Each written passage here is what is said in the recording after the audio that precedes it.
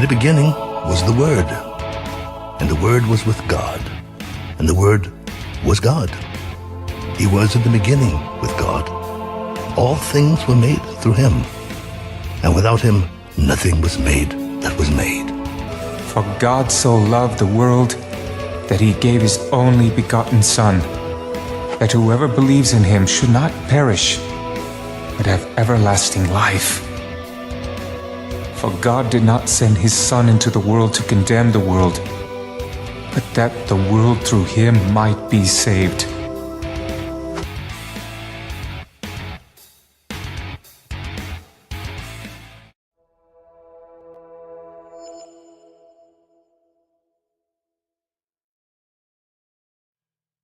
Well, hello, ladies and gentlemen. Welcome, welcome, welcome. Come in. Allow me to entice you. Look behind the curtain. Come on in. Take your shoes off. Set a spell. I'm Jake Johnson, and this is Untethered Live on a Monday night.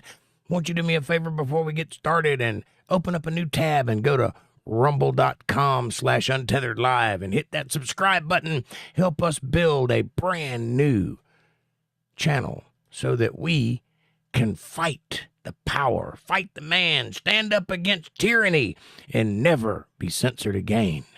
That's what we're trying to do here. So it takes nothing. It takes just a minute or so, and you're done. It'll help us out. We need to get to 25 subscribers immediately so I can start live streaming over there. Of course, my videos will still be on YouTube, but they'll be from a different source, which means that I can say what I want to say and nobody can cut me out or delete my videos or tell me I can't say something that's true, because that's what this channel is, the truth. So if you believe in truth, if you support truth, if you believe in honesty, go hit subscribe on rumble.com/UntetheredLive and help me fight that, because that's what we're trying to do. Now, welcome to the show. We got a great Bible study in store for tonight. We had an awesome one last night. Went almost an hour beyond where I was supposed to stop because it was so much fun, and I just can't wait to do it again. We're in the great book of Deuteronomy, chapter 14, verse 8. That's where we left off last night. That's where we're going to pick up tonight if things don't go the way they did last night, which is I read a little bit, and then I spent the rest of the episode doing what I absolutely love to do, which is answer questions and alleviate doubts. That's why we're here. Welcome. Come on in. I need each and every one of you. Bring some friends. Conserve water. Shower with a friend. Come on in. Right off the bat, Kevin Cox, MVTV ATL. Welcome to the show. Shut up. Ain't nobody talking to you.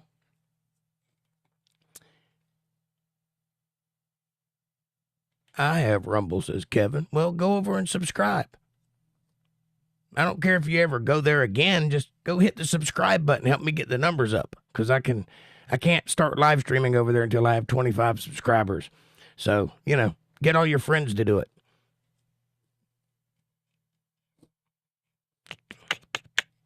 I have added you to Rumble, and I am a follower. Thank you, sir. Thank you very much.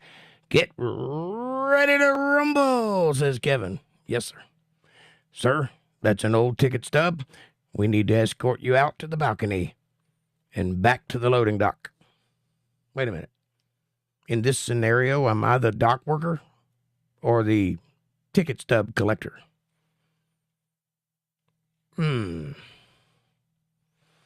This could be bad. I don't want to be a dock worker. I'm tired of working hard. Speaking of working hard, I actually got to go back to work today. So I got to make enough money to pay my internet bill, which was cut off last night at 2:15 in the morning. And I got it cut back on today at about noon. So I'm glad of that. Thank God for having a job. I was just looking at that and see no reason to just start 12 more accounts there and get you up to 25. Simply a matter of doing it. You don't see any reason for that? Well, I can tell you the reason for it. Because twice I have been censored by YouTube, and the last time they did it, they suspended me for a week. I couldn't get into my account and do anything. I couldn't even manipulate my own videos that I own. and they deleted one of my videos. It's gone forever. Just so happens I have a copy of it, but they don't know that, and it could have been bad. What if I'd have lost that video because of somebody that didn't like something I said, which was constitutionally protected and every bit my right to say so? But because this is a editor, not a publisher, I mean, not a utility, they seem to think that they can do that. That's not right. It's not good, because what I said was not only correct, it was true, and they didn't have a right to take that away from me, but they did, and I have to live with that. As long as I'm under their house, I have to play by their rules, which means I have to watch what I say, and that's not good for anybody, because if I'm not telling you the truth, that means I'm being deceptive, and I don't want to be deceptive ever. So there you go. Caucasian, welcome to the show. Come on in. Steven Door, I don't know what that is. No reason to make 12 accounts, not the fact of being on Rumble. Oh, I just need one account. Rumble. I need 25 subscribers to that channel. You see what I'm saying? Oh. If you were to go make an account with Rumble and then hit subscribe, I don't particularly care if you ever go back to that again. As long as I've got that number, gets me closer to being able to live stream. You can still watch the videos on YouTube. They'll just be live over there. I'll be recording them over there. There'll be a place for that video to be that it'll be safe. See what I'm saying? But I'm still going to put it on YouTube and all 11 other platforms that I'm on, if that makes any sense. I think I read that right. No reason not to make 12 accounts. I mean, okay, that makes more sense. We'll see if that works. Ha Understood, MBTV, says Caucasian. How you doing, Caucasian? Good to see you, buddy. Welcome to the show. I know, but I can make a dozen separate accounts with different names and get you up to 25 within an hour. Oh, well, if you could do that, if you know how to do that, please do. Oh. That's your prerogative. I can't control that. Anything you guys want to do for this channel, you have my permission to do so. You can use my likeness. You can use my videos. You can make clips. You can do whatever you want to do. I will allow it, because the whole reason I put this out is for other people to have. So please, if anything I do, if I said something that was funny and you could take a clip of it and then go get famous and rich, please do. Just don't forget me when you do. That's all I'm asking. I could sign up as MBTV and then my own name and then my alter ego, Martha, and then wait, what? Shh. That's how the sausage is made, and we don't want people to know the secret recipe. Long as the recipe's there, that's all that matters. And again, I can't do anything deceptive, but I have no problem allowing you to do so.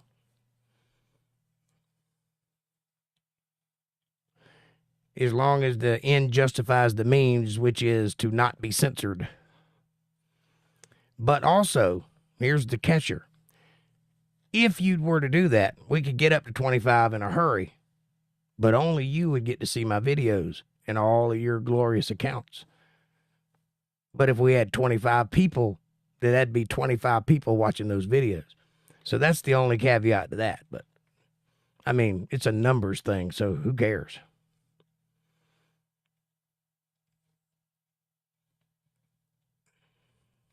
What is a Steven Door? Steven Door?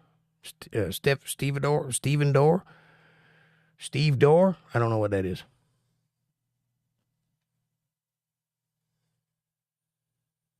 Or are you just saying things?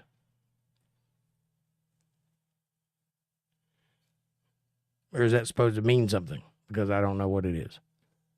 Either way, we got a great book we're going to read today. It's called Deuteronomy. It's chapter 14, verse 8. It's going to be fantastic. Last night was excellent. ATL, what's up, buddy? Hello. Hello. Hello. Hi. Come on in.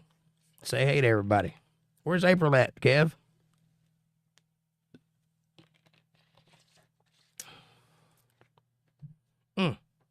It's been a rainy day today. It's rained all day today. I almost died again today. Check this out. I'm riding my motorcycle down the road, right? And there's this green truck in front of me. It's about 5 car lengths ahead of me, I guess.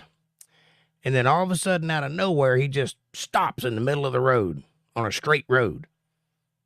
The brake lights are very dim, so I can barely see that he stopped. And then while he stopped, he puts his blinkers on. Immediately, I slam on brakes, but my bike doesn't have any brakes. So I have to swerve past him and hit the grass to miss him because I just about rear end this guy because he stopped right in front of me. But luckily, there was enough shoulder, and I got around him.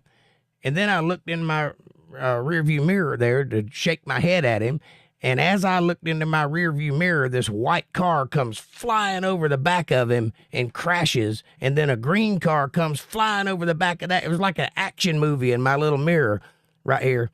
And I'm just like, holy shit. I was like that close to being the meat in a pile-up sandwich.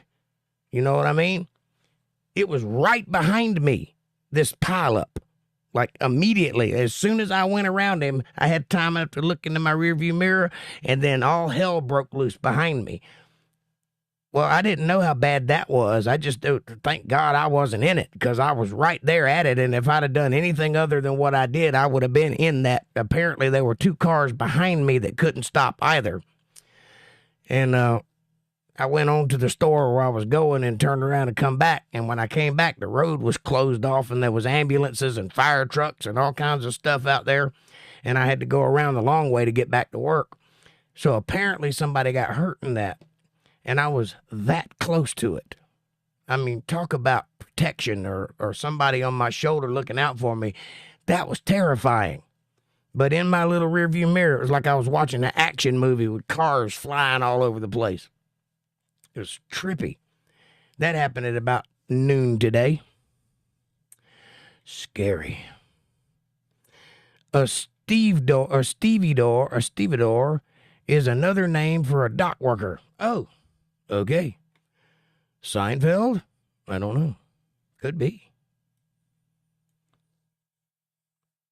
Kevin Cox says, I'm at the office working. April is loose. Watch out. I can verify that. It's dangerous out there when April is loose. Holy shit. That's what I said. Holy shit. And I was just hanging on for dear life watching it happen. And I mean, it was right behind me. If I'd have stopped instead of going around the guy on the shoulder, I would have been inside of that pileup. That would have been my life right there. Because those guys apparently hit him hard enough to fly over the truck or over the side. It was like they bounced off the side of his truck, almost like there was a ramp on it or something.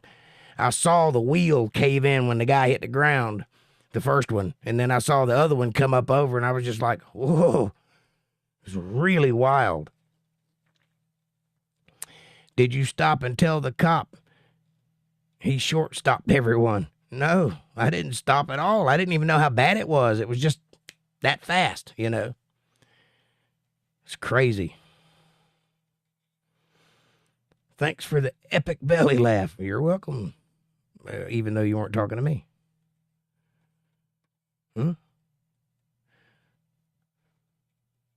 Yes, sir. MVTV says, wow, better to be a witness than a participant in those things. Amen, brother. Amen. And I mean, had I done anything other than what I did, which was completely instinct, you know, I didn't even have time to think. I just reacted. And if I'd have went that way, or if I'd have stopped, I'd have been dead because they were just right into that guy. And I didn't even know they were there. I was on the road by myself, and then I saw that green truck, and then I saw that he stopped, and then I swerved around him, and then crazy. ATL News says, hello is from Seinfeld, the belly button episode. Ah, okay. I need to shut that off. That's going to drive me crazy. Stop dinging. Silent mode. Where you at? Do not disturb. Let's see if that works. And they were in closed vehicles. You'd have been right there in it. Good one. Amen. Yeah, I'm on a motorcycle, and they don't take kindly to being rear-ended. Trust me. They don't even take kindly to being ridden. I mean, I've been thrown off the thing already, and I wasn't even doing anything. I was just going straight, and it decided to go that way. And I spent a month in bed for that. Well, almost a month, 3 weeks. Took about 2 months to get my fingers to work again. I had to kind of learn how to play guitar all over again. Not that I forgot how, it's just that my muscles were stiff and nerves and stuff. And for about 6 months, every time I washed my hands, it was like getting struck by lightning because the cold water confused my nerves and they didn't know how to take it. So it just was like pain, shooting pain. But that went away. It's better. I think I got used to it. I think it's still there. I'm just used to it, But the insides of my fingers itch now. It's like they're healing or something. That itchy feeling that you get when you're healing from a cut or something like that?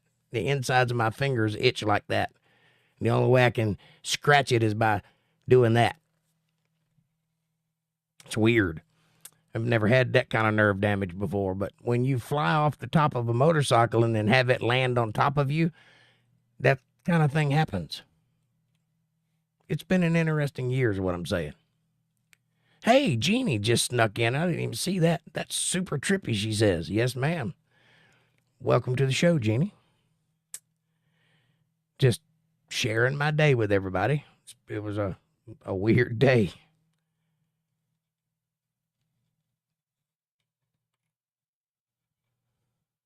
All right. So I'm just going to shoot the breeze for a couple minutes and then we'll get started. Anybody got anything to talk about or say or any housekeeping needs doing, just let me know. Please do go over to rumble.com/UntetheredLive. I'll have a better thing up right here. I just did that like 3 minutes before the show and it didn't look the way I wanted it to. Apparently the text feature on OBS is not that great. I'll do something better than that. But it's there for now anyway. Thank you. Hi, everybody, says Jeannie. Or hi, all.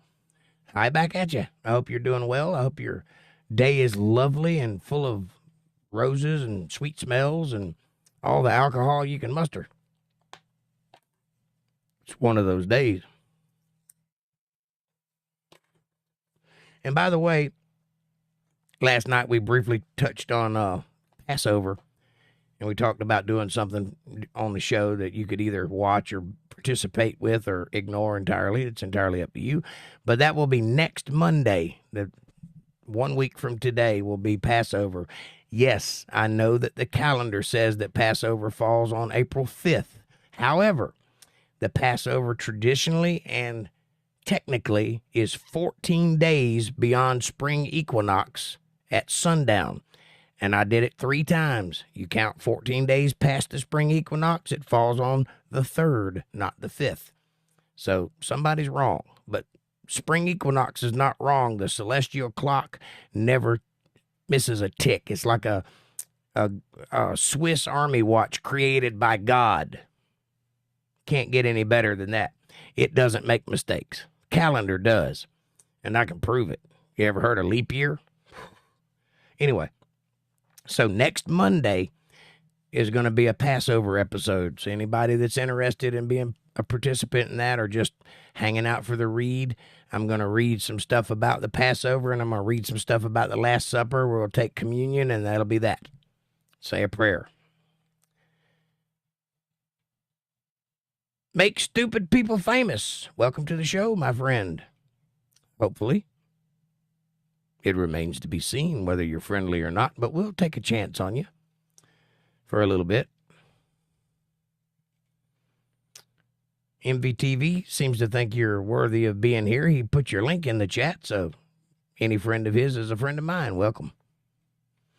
Come on in, take your shoes off, have a drink. MVTV says, Jeannie, I'll throw you your link if you wish. If you wish me to. I see you have no content, so may not care about subs at this point. Well, I appreciate you doing that, and I'm sure they do too. If you wouldn't mind, put in Caucasian Sasquatch's link also. And ATL, you got ATL. Okay, thank you, sir. Thank you for that. Shalom says make stupid people famous. Says shalom. Assalamu alaikum, my friend. What's that? He's educated? Yeah. It's that kind of show. Spring equinox was early this year. Hebrew 13-month moon calendar. Year 6000 of the fail of man is March 10th, 2024, 5:03 a.m. Eastern Standard Time. Well, not exactly. Spring equinox was about 7 days ago. But good try. I support your work. Jeannie says, that's very nice. Caucasian Sasquatch.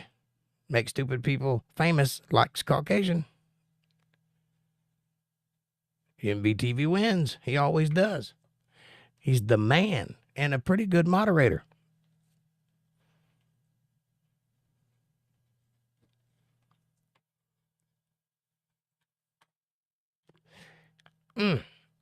I'm excited. Let me tell you guys something. If you weren't here, you missed a good show last night. There weren't many people here, but it was electric. It was popping. And it had a crucial ingredient that I love, and I appreciated every bit of it. And that ingredient is this. People asked questions. That's what Q&A stands for, questions and answers. And at the end of every read, I allow however long is necessary to answer any questions and talk about whatever. And it was just packed from start to finish with questions. And I just love that. It gives me a chance to exercise that little muscle, that little noodle in the back of my brain that's excess, really. But it's nice. And I appreciate all the questions and keep them coming, should you have any. ATL says, thank you. You're most welcome, sir. Caucasian says, hey, make stupid people famous. I'm just going to call you Mr. Puff from now on. It's shorter. MVTV says, if self-serving at times, MVTV, hey, you always put your link in. That's great. I want you to. If I had more room on my main page, I'd put it up there with Caucasians. But they only give me 3 slots. Kevin Cox says, I saw a show on the Loch Ness Monster earlier. I began to wonder who would win in a fight, Loch Ness or Sasquatch. That's easy, Sasquatch. He's real. Mustafa says, sup, I celebrated Passover March 5th through the 12th this year. Really? We hadn't got there yet. How did you do that? No man knows the day or the hour. Every man knows the day or the hour of Passover. No man knows the day or the hour that Christ returns, not even Christ. But Passover is well documented, and it happens in 7 days. And you're welcome to join.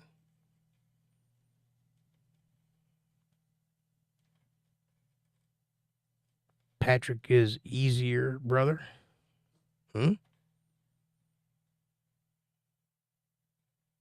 Patrick is easier, brother. I'm thinking that's a typo because I don't know what that means. April, what's up, dear? Welcome. You're not late. You're right on time. We were all early. Caucasian says, I'd eat that lizard. Yep. A battle royale between the Loch Ness Monster and Caucasian Sasquatch. He doesn't even have an ethnicity. Caucasian would beat him hands down. I got my money on the caulk. Good to see everybody, says April. Hello, Caucasian. Much love. April.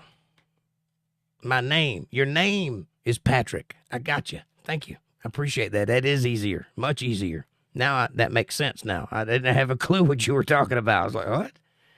Is he trying to say patriotism, or what's he saying? Patrick. Welcome, Patrick. I'll remember from now on. Thank you. He means you can call him Patrick instead of Mr. I don't know. I kind of like the other one, but I'll do Patrick. April says, hi, Mr. Good to see you. It may stick, buddy. You may be stuck with it. Much love to everybody. Thank you all for coming tonight. I hope it's going to be every bit as fantastic as last night was. I'm excited. I'm happy. I'm in a good mood. I feel good, which is rare. So thank you. I appreciate y'all.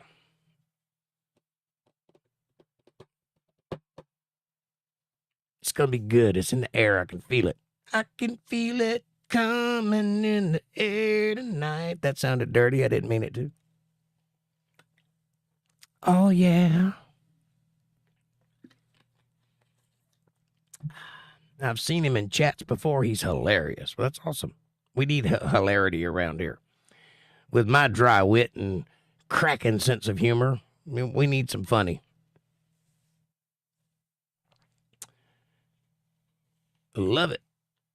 Well, thank you, dear. I love you, too. Did you do the thing today? Or is it still in your back seat? Did you do the thing with the thing about the thing? You know what I mean?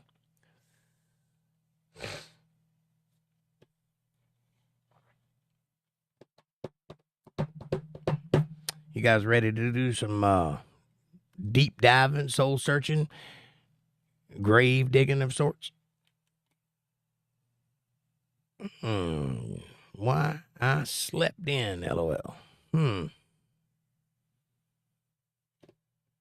Comedy lights up our spirits. Yes, it does. Which is why you need to go over to rumble.com/UntetheredLive and hit that subscribe button so that we could fight the censorship of all things true and funny. Because I don't know if you've noticed it or not, but comedians aren't funny anymore. There's a resurgence of a certain group of them in Texas right now that are being pretty funny. But for a while there, it was like being yelled at and having to pay for it. It's not funny at all. So we need to fight the man, fight the power, and go over to rumble.com/UntetheredLive and support your local pastor that's trying to make a difference. We need it. So appreciate that. All right, boys and girls, get your Bibles out and blow the dust off and crack them open to the great book of Deuteronomy. Chapter 14, verse 8. Let's go down, shall we? Maestro, can I have a book, please? Well, thank you.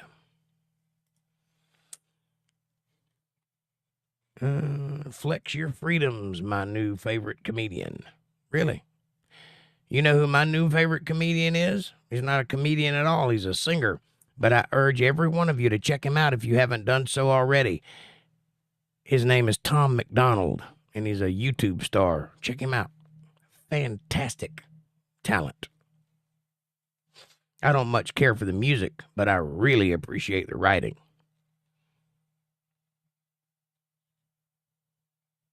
You love the blue-collar comedians, Jeff Foxworthy. I just went blank. Jeff Foxworthy, Ron White, Larry the Cable Guy, and the Here's Your Sign guy. I can't remember. Bill Engvall. Those are the blue-collar comedy fellers, and they are funny. But they are also outdated by about a decade. Ron White has his own show that he does, and he's quite hilarious, and he's quite current. So you might want to check him out on his own. I don't know what Jeff Foxworthy's been doing. Larry the Cable Guy's kind of doing other things right now, not so much as comedy as he used to. And Bill Engvall retired. So much for that. I find absurdity and humor in just about everything. It keeps me going. I hear you, MVTV. I like irony. Irony is my favorite form of comedy. I'll look into that one, Patrick. Thanks. I'll look into that one, Patrick. Thanks. Yes. You slept in, but did you do the thing with the thing is what I'm asking. Yes, all of them. Yes. Patrick says, I know who you're talking about. Tom McDonald. I eat cable guy's food. Really? Tom McDonald is awesome. He is a trooper, and he is fighting the fight. He's fighting the good fight, and he is on message. He never slips. This guy is doing it. He's got a new song out with John Rich from Big and Rich. It's called The Universe or something like that. It's really good. Anyway, check it out. They are, but they keep me laughing. I love Rodney. Who's Rodney? Is Rodney a guy I'm not aware of? Or are you talking about Carrington, Rodney Carrington? They show them to me, guys. Is that who you're talking about? He's not part of the Blue Collar Comedy Tour, but he is funny if that's the guy I'm thinking of. I used to be in an infamous comedy stage show in Helena, but my ideas kept getting axed. Spoil sports. Best was my Pope Olympics with frail Pope actors. Oh, that sounds like a sketch comedy I'd love to see, MVTV. That's awesome, says April. Then, MVTV says, the Lady Quartet lost a member and had me stand in with full facial hair. I made fake boobs with helium. One got away from me and brought the house down, all impromptu. Yes, Rodney Carrington. That's the one I was thinking of. Thanks, Kevin and Patrick. Yeah, he's not part of the Blue Collar Comedy Tour, but he is hilarious. OMG. Whoa. I know you know. I'm just retorting. All right. Let's get started. Chapter 14, verse 8. We are talking about things that you should and should not eat. That's where we left off, where remember that the Israelites, the 12 tribes of Israel, are God's chosen people. Why are they chosen people? The answer to that question is because their fathers, the originals, before they were ever born, were the people God came down and spoke to, the three guys, Abraham, Isaac, and Jacob. And he made them promises. God made a covenant with those three guys, a promise. If you do such and such, I will do such and such. God being a man of his word, Abraham also, and Isaac and Jacob, they did their part. They did what they were told. They did what their end of the covenant was. So God honored his. And what his part of the promise was to turn Abraham's seed into a nation that is more than the stars in the sky or sands on the beach or whatever the reference was. I can't remember. But that's why they're God's chosen people, is because God made them a promise to make them a great nation and to give them, and also through them would come Jesus, through one of the tribes, the tribe of Judah and the tribe of Levi, all from Seth, from the Garden of Eden. That's the lineage, that's the bloodline, from Seth through Abraham to Jesus. Jesus is the end of that bloodline. Now, there are many other Jews and many other people from many other Levites, but that particular line goes from Adam to Jesus. And so that's why they're God's chosen people. Now, what does that mean to be God's chosen people? It means they got a bunch of rules that they got to follow that nobody else has to follow, because they're to be set apart from everybody else. They're to be peculiar. There's the word used. And peculiar means out of sorts with the rest of reality. It's unusual. It's different. And they are that, for sure. And we've listed the things that they're allowed to eat, and now we're on the things they're allowed not to eat. Can't eat this stuff. It's bad. Jacobite lineage. Mary was Leviticus. Mary was both from a Levite and from a Jew. Her father was Heli. He was a king, and he was from the tribe of Judah, the king line. Her mother was Maria, and she was a Levite from the Levitical line. And they both had a child, and that child had 50% bloodline from Judah and 50% bloodline from Levi, making her the only person on planet Earth who is 100% King of Kings, Lord of Lords, and her offspring. That's why God found favor with her, because her DNA was perfect. Her offspring is the King of Kings and the Lord of Lords, Jesus Christ, the Anointed One. And that's why God chose her, not because she was a young hottie, but because she had perfect DNA. Now, in the Garden of Eden, Adam and Eve were getting together, and their son would have been Abel, and Abel would have bore Jesus. That was the plan. Satan intervened into that plan and screwed up the DNA. I teach about that in Genesis if you want to know that in detail. But he screwed the plan up. So they had to have Seth, and through Seth, they began the process of recapitulating the bloodline back to its original form, which is of the tribe of kings and of the tribe of priests. And when it got back to normal, after all this mingling in and out of bloodlines, until offspring was born that had perfect DNA for the subject matter, which was Mary. She was perfect for what she needed to do, which is bear Christ. And then he came again, and what happened as soon as he was born? The devil came back and started influencing that and trying to damage it. Only Jesus was more powerful and did not allow him to, and managed to complete his mission, which is to die so that everybody is covered by his sacrifice, thereby ending the need for sacrifice altogether. If that makes sense, that's the short version. So here we go. I like the name He-Man after the Levite musician. I like it after the Master of the Universe, but it's a good name nonetheless. Most musicians, by the way, came from the Jubal side of things. Jubal invented music. That's why we call it a jubilee or a party. Anyway. And the swine, because it divideth the hoof, yet cheweth not the cud, is unclean unto you. Ye shall not eat of their flesh, nor touch their dead carcass. Why? Tell you why. Because the swine, much like the buzzard and much like the shrimp and the lobster and the cockroach and many other things in this world, are scavengers. Their job on this planet is to not be a beast of burden, but to scavenge and clean the earth.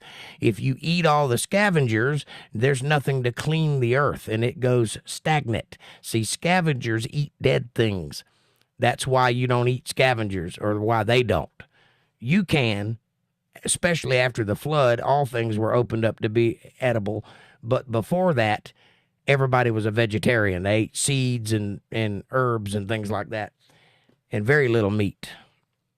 But now, the reason you don't eat scavengers is because they have a job, and it is to clean the earth and to keep it fresh and turned over and ready to go. Also, pigs rut, which is a very important part of the ecosystem.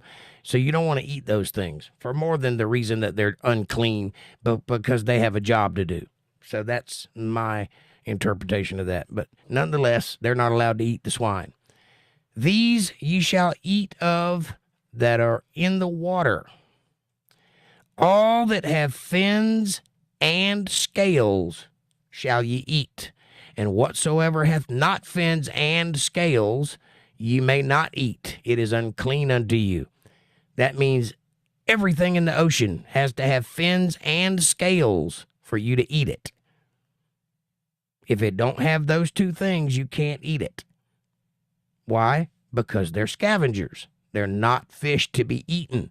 God provided us with animals to eat. He provided us with animals to use as beasts of burden. He also provided animals to clean the earth and other things. Each segment has its own purpose, but you don't eat scavengers. And all things that do not fit this bill are usually scavengers.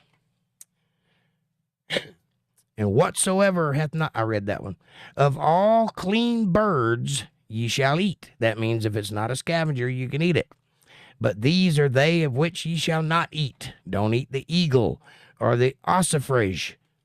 or the osprey, and the glede, and the kite, and the vulture, and after his kind, meaning buzzards and things of that like. Notice something particular about all of these birds. They're all birds of prey. All of them. Every one of them hunt from the sky. They're scavengers. They eat dead things. They're also vicious biters. You don't eat those. But you can eat a chicken, and you can eat quail and things like that. You can eat a grouse. Just don't eat birds of prey. Or a raven. Why don't you eat a raven? It's a scavenger, yes, but it doesn't fall under the same category as the rest of them do. But a raven is intelligent. If you don't believe that, do a little research on your ravens. They are as smart as a 3-year-old child is. Every bit as smart. They may be smarter. Don't eat dolphins either. They're smart too.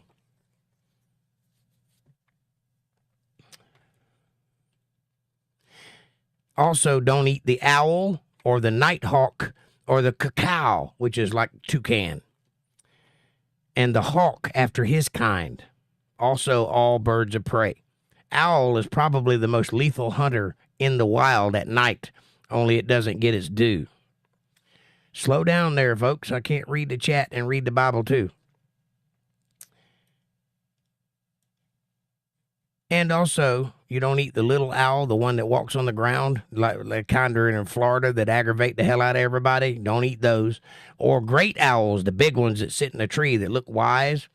Or swans. Or pelicans. Or the gear eagle. Or the cormorant. Or a stork. Or the heron after her kind. Or the lapwing. Or bats. You know why you don't eat bats. Brandon, what's up, buddy? Good to see you. I'm going to have to go back and read the whole chat. I thought that was only hamsters that did that. Stop. I'll keep reading. Every creeping thing that flieth is unclean to you. That means spiders and crickets and grasshoppers, oh my. They shall not be eaten. Why? Because they have jobs to do. But of all clean fowl you may eat. You shall not eat of anything that dieth of itself. That means if you come along and find something that's dead that died by itself, you don't eat it. Why? Because you don't know what it died from. Could be a disease. You leave that alone. Thou shalt give it unto the stranger that is in thy gates.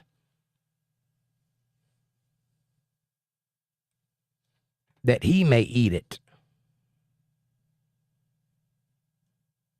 Really? Or thou mayest sell it unto an alien. For thou art an holy people unto the Lord thy God. So you see right there, pay attention because this is important. Because a lot of people use this argument, especially when they're talking about kosher things and such, about somebody seeing this I think it was Jacob, saw all manner of meat in a vision on a cloth, and he said, "No, Lord, I'm not eating that." And God said, "Here, eat." He said, "No, Lord, those things have never crossed my lips, ever. I've never eaten those things. I'm not going to start today." Why? Because God said don't eat those things, and he was following God's orders in it. He took it as a test. This was a vision, by the way. But people use that argument to justify all manner of things, including how to eat things. Now, anything that dieth of itself, you don't know what killed it. You walk along, you find something laying dead on the ground, you don't know how it died. But it's not bad to eat. It's only bad to eat if you're a member of one of these 12 tribes, because these people are God's chosen people. They are holy, which means nothing dead can touch holiness. Holiness is holy ground. It's blessed. You can't tarnish that with death. You can't tarnish it with disease or any manner of uncleanness. Holy means holy. It means sanctified. It means uplifted above everything else. But you can sell it to an alien, somebody that don't belong to one of the 12 tribes. You can sell it to the guy that watches your gate, or let him eat it. It's good to eat. It's just not good for them to eat. So this is a very particular caveat to this rule. Thou shalt not see the kid in his mother's milk. Now we're talking about things like veal or, soaking an animal in its own mother's milk to fatten it up or to make it more tasty, that sort of thing. You can do it in milk, just not his mother's milk. It's a incest thing. It's weird. Don't do it. Thou shalt truly tithe all the increase of thy seed that the field bringeth forth year by year. What does that mean? The church has to survive, right? There's nobody running the church. There are people that work at the church, but nobody owns it. It's a community effort, which means everybody has to pitch in, much like this thing, much like this community. Tithing is important because without it, the lights don't stay on. Well, in this case, we're talking about food. So anybody that owns a field, 10% of that needs to go to the church before they sell any of it, before they make a profit on it. And if they make a profit on it, 10% of that profit goes to the church because they're members of that church. They belong to that church. That's why you tithe, if you are a member of a church. Otherwise, you give a love offering. And if you choose to tithe, that's fine, but you're not required to. Only if you're a member, an active member of a church, are you required 10% of your earnings. So, and a love offering doesn't have to be 10%. It can be anything. It could be $1. It could be a book. It could be a piece of art. It could be a good tiding. It could be all kinds of things. It's just from the heart. I need you to have this because I love you. It's that kind of thing. But tithing involves your income. It involves your prosperity. If God is blessing you and you're being prosperous, then you need to take 10% of that and give it to your church. Why? That's how the church stays alive. That's how it helps other people in the community. It's a safe place to be. It's a harbor in a storm. Every community should have one. Thou shalt eat before the Lord thy God in the place which he shall choose to place his name there. That's the holy temple of God, or David's house, the house that David's son built. The tithe of thy corn, of thy wine, and of thy oil, and of the firstlings of thy herds and thy flocks, that thou mayest learn to fear the Lord thy God always. This word fear means to revere, not to be terrorized. You must revere the Lord, and that's not a natural thing for humans to do. You have to learn how to do that. You have to capitulate to the Lord. You have to give obeisance. You have to grow into learning to be a subordinate. That's a mark of adulthood when you can do that, when you can humble yourself before the Lord. So keep that in mind as you go through, as hard as it may be at times. Keep that in mind, that it's not easy. The word Israel means, literally, it transliterated is to wrestle with God. If you're not struggling, you're not doing it right. God wants you to struggle. He wants you to question. He wants you to look deeper. He wants you to figure it out, to learn by rote, to figure it out by repetitive nature. Like playing the guitar. The more you do it, the better you get at it. It's no magic. There's no secret. You just get better at it.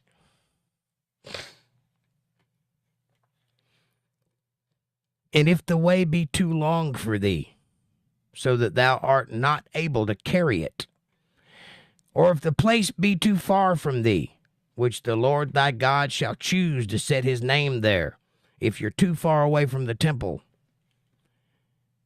when the Lord thy God hath blessed thee, and he does bless you, and when he blesses you, you should take note and you should make an effort to tithe in some fashion. But this is what you do if it's too far. Then shalt thou turn it into money, sell it, liquidate it, and bind up the money in thine hand, and thou shalt go unto the place which the Lord thy God shall choose. And thou shalt bestow that money for whatsoever thy soul lusteth after, for oxen or sheep, or for wine, or for strong drink, or for whatsoever thy soul desireth.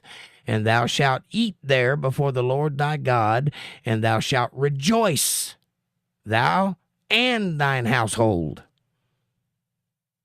That's a big way of saying, if you live too far away from your church and you can't get there, this is talking about the temple of God, but in specifics, it's meaning if you have a tithe, like say 10% of your corn, and you can't bring it because there's no way to get it there, it's too far away to travel, you could go, but carrying this is hard work, and it requires help, and it requires a wagon and horses and all that. Sell it, liquidate it, turn it into money, and take that money to the church, and then buy what's necessary for the church when you get there. And then rejoice because you've been blessed, because that's a gift from God to you.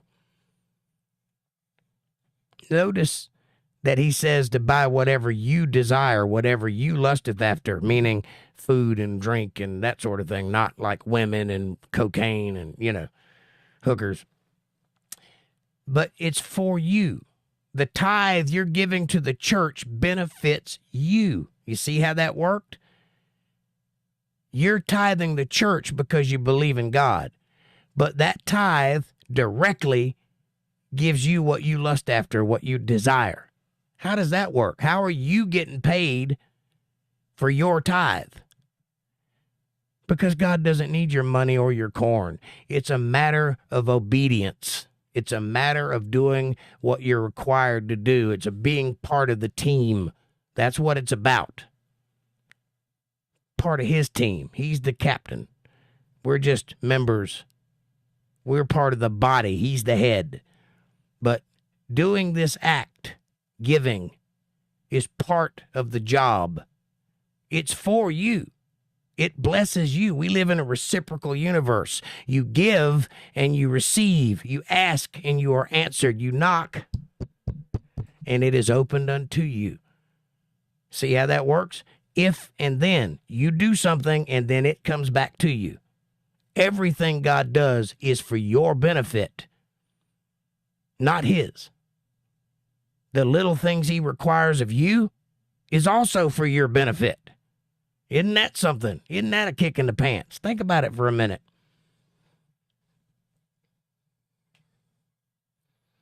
And the Levite of the priest line that is within thy gates, thou shalt not forsake him, for he hath no part nor inheritance with thee. Remember, when the land was being divided up, when Canaan was divvied up among all of the families by the size and the length of their reach and all that stuff, the Levites didn't get any land. Why? Because God is their inheritance, which is way better than land, by the way. But they get to work for God. They get to do the labor. They get to carry the heavy stuff. That's their job. Anybody else touches the Ark of the Covenant, they die immediately, but the Levites can grab it and walk with it. That's their job.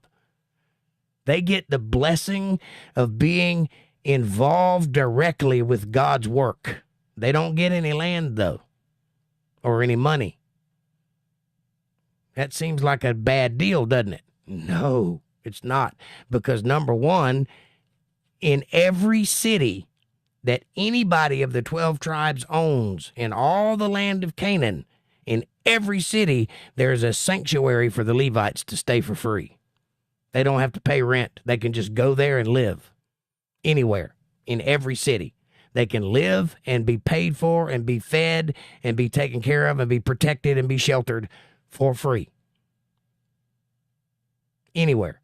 That's their inheritance because they work for God. Hallelujah, that's right.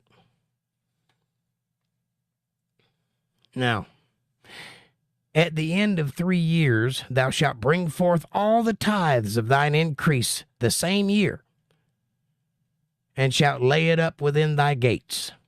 and the Levite, because he hath no part nor inheritance with thee, and the stranger, and the fatherless, and the widow, which are within thy gates, shall come and shall eat and be satisfied.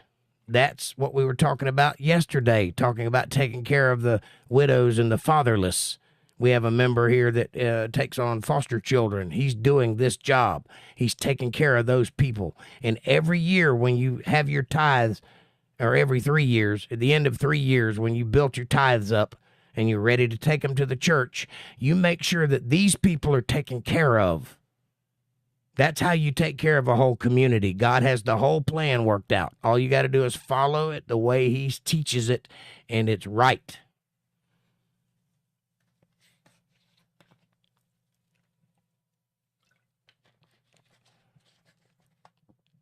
Make sure that they eat and are satisfied, that the Lord thy God may bless thee in all the work of thine hand which thou doest. What are you saying? If you take care of God's children, his widows and his fatherless kids and the strangers that don't belong to the people, they're just wandering about because they may be homeless or whatever, or they may be discommunicated from their own tribe. Who knows why they're a stranger? They may just be Gentiles, but they're in your land and they're in your house. They work for you. They're yours. Then you are responsible. You take care of those people, and God will take care of you. He says it right there. Why would you do all of that? So that God will bless you in all the work that you do. You will be prosperous. You will make a difference. You will be good at your job because you take care of the people. Not in spite of it, but because of it.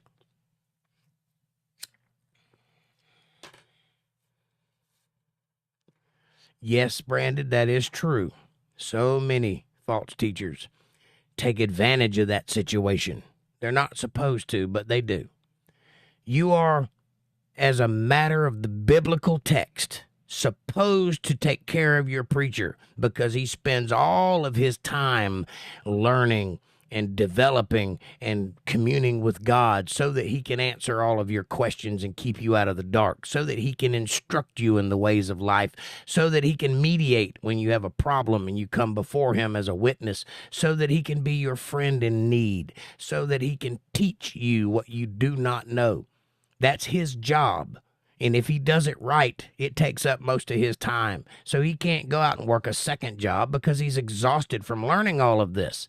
So you take care of him among all of the people that are in the flock. So it's not too expensive for anybody. It's a little bit here and a little bit there, and it's everything he needs. He is not supposed to take that money and buy a jet if he has more than he needs. If you tithe to me and I eat enough that I'm full, but I got $20 left over, guess where that money's supposed to go? Back into the project, back into the church. It is supposed to be for taking care, to make sure that the needs are met. Needs and wants are not the same thing. Nowhere does the Bible ever say that a preacher gets everything he wants. Matter of fact, most of them live pretty meagerly. They're not supposed to be rich. They're not supposed to be powerful. They're not supposed to be authoritative. They are a messenger of God, period. A middleman. But that middleman needs to eat. So you make sure he does. That guy starts taking advantage of you. I'm talking to anybody, even not me. If that guy takes advantage of you, you get away from that guy. You don't tithe to somebody that's going to steal from you. That's wrong. That's not the purpose of all of this. I'm trying to explain it the way God is writing it, but it's kind of all over the place in the Bible. It's not in one spot. It's kind of spread out. So I'm drawing from all these different places to try to make it make sense. But the truth of the matter is a guy works for you, so you work for him. It's give and take. You know what I'm saying? You know what I need. I don't need to tell you that.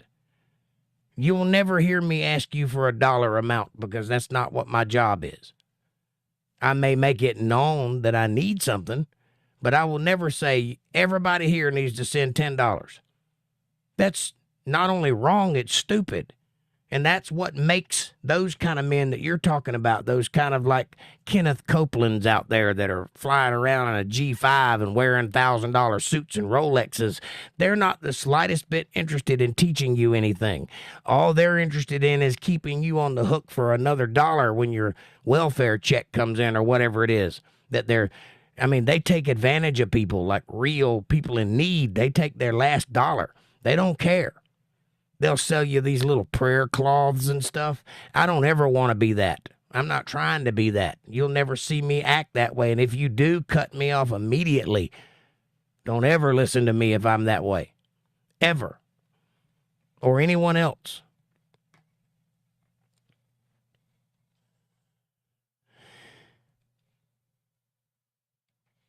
At the end of every 7 years, thou shalt make a release. What does that mean? This manner of release, and this is the manner of the release. Every creditor that lendeth anything unto his neighbor shall release it. He shall not exact it of his neighbor or of his brother, because it is called the Lord's release. Let me put this in simpler terms. If anybody owes you anything, you forgive them their debt in 7 years. If they can't pay it off in 7 years, you forgive it. You're not getting it back. You might as well let it go. Forgive it. That guy doesn't owe you anything anymore. That's not to say that he's not supposed to try to pay you back, because he most certainly is. And if you can collect in that 7 years, then by all means do so. But at the end of that 7 years, you forgive him his debt. That's the Lord's will. That's what he wants you to do. Help your brother. But if he can't pay you back, let it go. It's not meant to be paid back, apparently. Of a foreigner thou mayest exact it again, but that which is thine with thy brother, thine hand shall release. So if it's not part of your immediate family, you can collect later. But your family, people you love, people you're close to, your friends, your neighbors, you release them of their debts. Save when there shall be no poor among you. If everybody's rich, then collect the head on, because everybody can afford it. For the Lord shall greatly bless thee in the land which the Lord thy God giveth thee for an inheritance to possess it. Only if thou carefully hearken unto the voice of the Lord thy God, to observe and to do all these commandments which I command thee this day. You understand? What you got to do. Benjamin Bass, welcome to the show. I didn't see you sneak in on me there. Come on in, take your shoes off.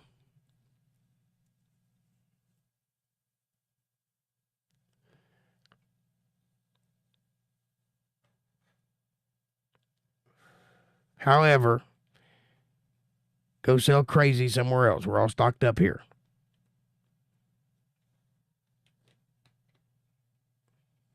Now, what does all this mean? For the Lord thy God blesseth thee as he promised thee. But it's not free. It requires effort on your part.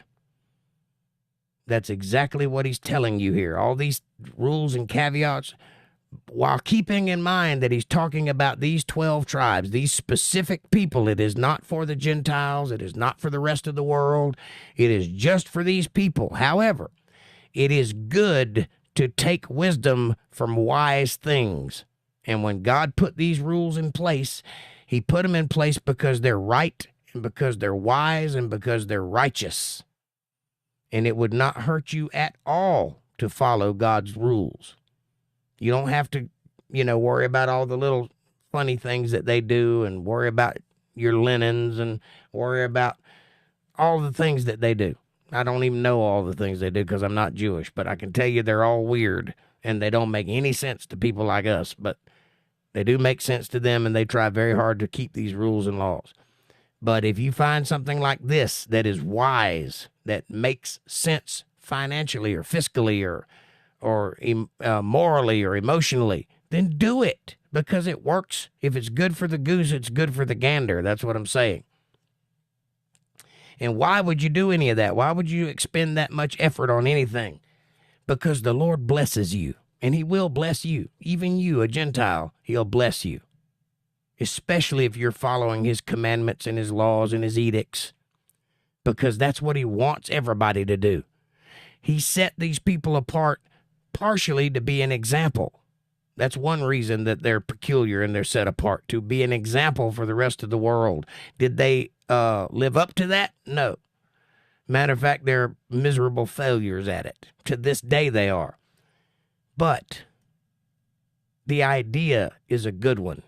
And if you can manage it, if you can even get close, you are living a good life. Because God will bless you beyond your wildest dreams. He will give you everything you have need of, and he'll do it every day. I'm living proof of that. I can prove it every day.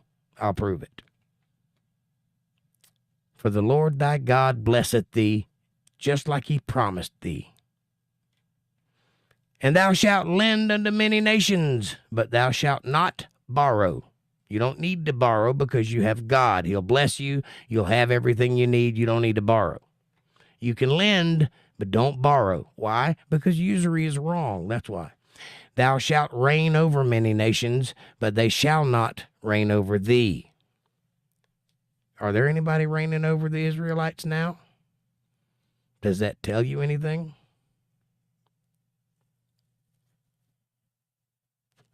Listen. The Israelites did not do what was required of them to be done. They fell short. They backslid. They went a-whoring after false idols. They fell into pitfalls and traps. And because of that, the land is no longer a land flowing with milk and honey. It's a barren desert. But when they moved in, it was green, and it was lush, and it was full of life, and full of prosperity, and full of everything they could ever want. They caused it to go dry. When they moved in, they would lend money but never borrow it. They would reign over a country but never be ruled by anybody. They were free. They had liberty. And they screwed it up. Because the cost of liberty is following the Ten Commandments, is following God's judgments and his edicts and his rules and his commandments and his, if he says it, you do it. That's the cost of liberty. That's why it's built into our Constitution. This land was built on the principles of this book that we're reading now.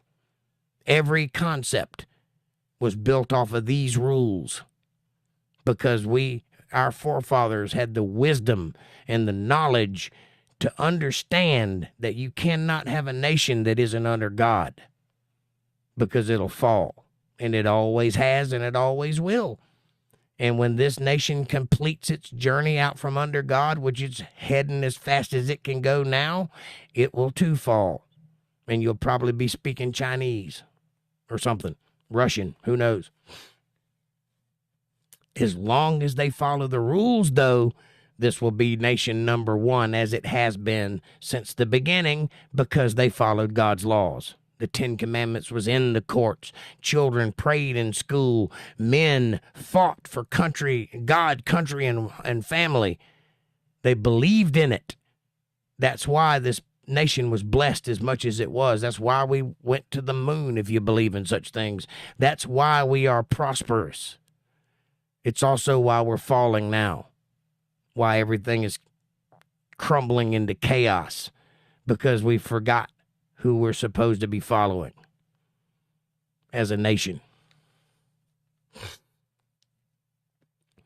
If there be among you a poor man of one of thy brethren, within any of thy gates in thy land, which the Lord thy God giveth thee, thou shalt not harden thine heart, nor shut thine hand from thy poor brother. If any one of your brothers are poor, you make him not poor. If you're prosperous and he's poor, then you pick him up until he can stand on his own 2 feet. You help him until he can help himself. Don't let any of your brothers in the whole land be poor. because you don't have to. You can fix that. It's only greed that would stop you from fixing it, and there's no room for greed in God's house. But thou shalt open thine hand wide unto him, and shalt surely lend him sufficient for his need. You give him what he needs. Don't give him just enough to get by on. You give him what he needs every time. In that which he wanteth. Not just what he needs, but what he wants. You make sure he has it if it's within your power to do so. In all the land, any of your brothers. Beware, pay attention, that there be not a thought in thy wicked heart, saying, the 7th year, the year of release is at hand, and thine eye be evil against thy poor brother, and thou givest him nothing or naught. And he cry unto the Lord against thee, and it be a sin unto thee.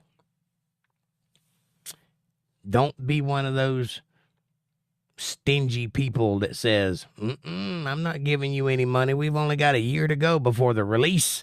I'm not giving you anything because you'll just weasel out of it and not pay me back. I'll keep my money, thank you. You can stay poor.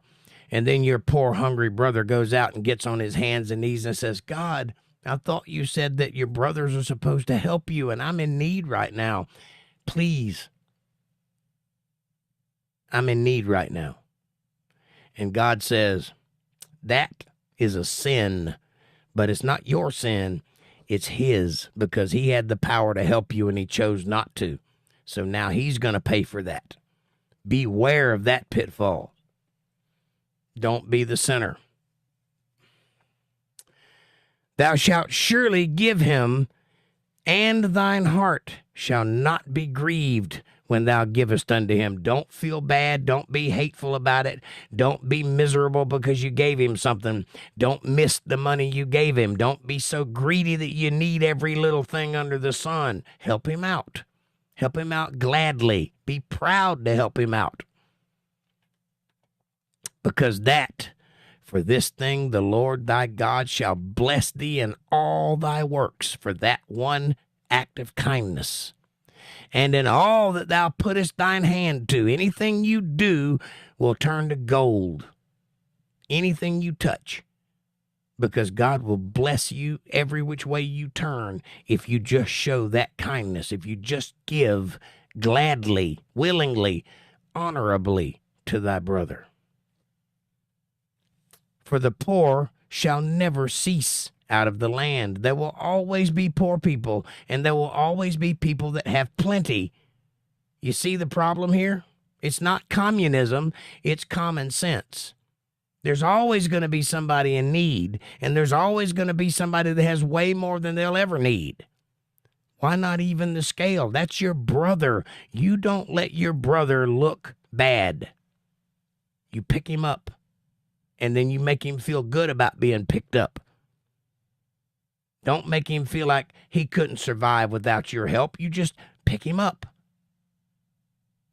Pat him on the back, brush the dust off, and send him on his way. And if he gets poor again, you pick him up again. Because you have it. The only reason you have it is because God gave it to you. You didn't earn it. I promise you didn't do enough to get it.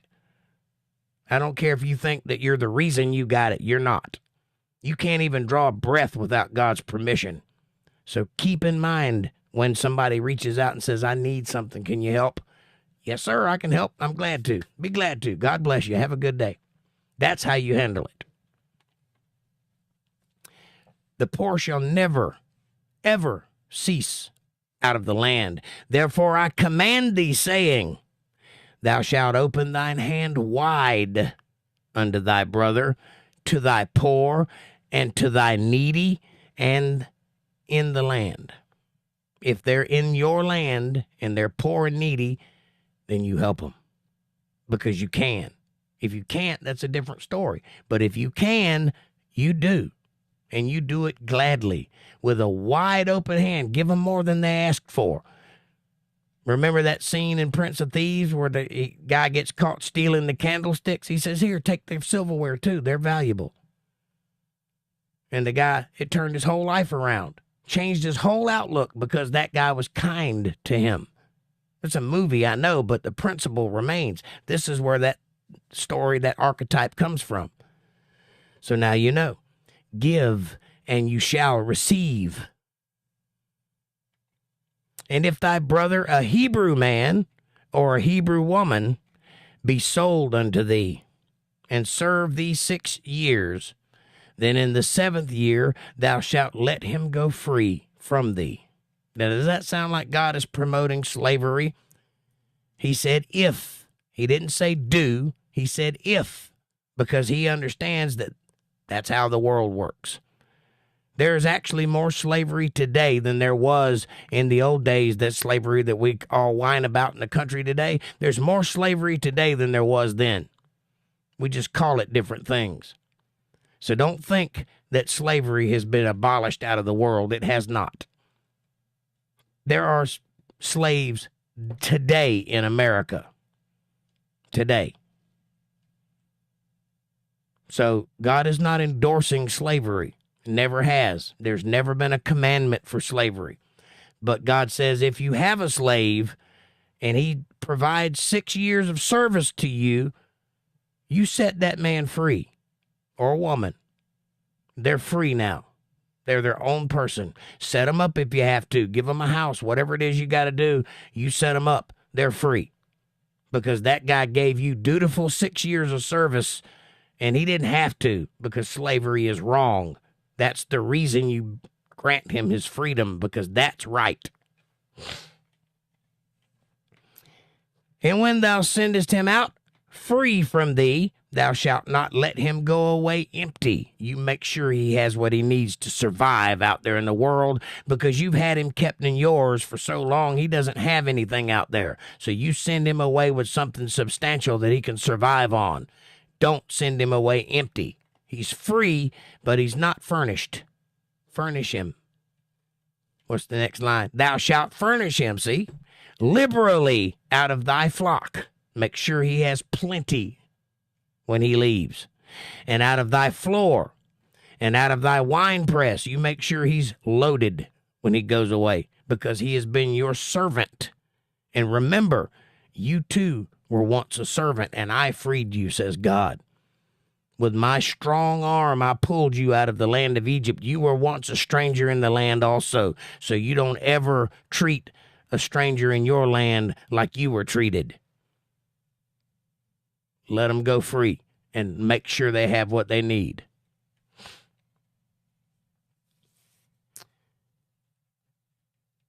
Of that wherewith the Lord thy God hath blessed thee, thou shalt give unto him. God gave it to you, so give some of it to him. You'll get more in return, believe me. But make sure he has what he needs when he leaves your presence. A free, sovereign human being. And if thou shalt remember that thou wast a bondsman in the land of Egypt, and the Lord thy God redeemed thee, therefore I command thee this day, this thing, today. Therefore I command thee this thing today.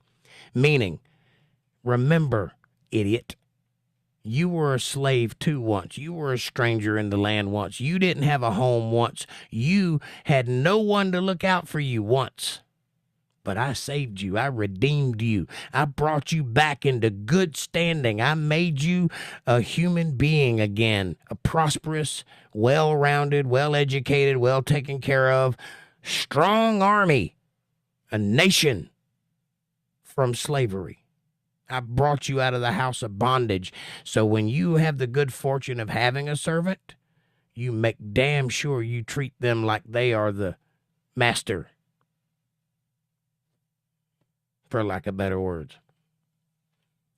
And it shall be, if he say unto thee, I will not go away from thee, because he loveth thee and thine house, because he is well with thee, then thou shalt take an awl, or a sharp poker, and thrust it through his ear unto the door, and he shall be thy servant forever.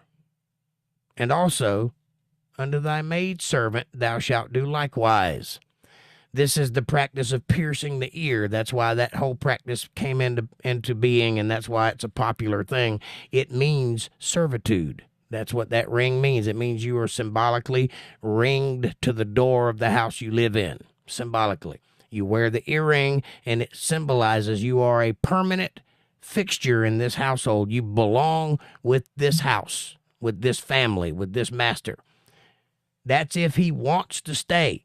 It's his right to choose. If he loves it with you, you're good to him, you take care of him, he feels safe with you. This is his family. He grew up here. He's been here for 6 years. This is all he knows. Maybe he wants to stay. Maybe he doesn't want to face the world alone. Maybe this is where he gets his pleasure from. If that's the case, then you grant him his wish and allow him to be your servant forever. And he will be, and a good one at that, and a loyal one.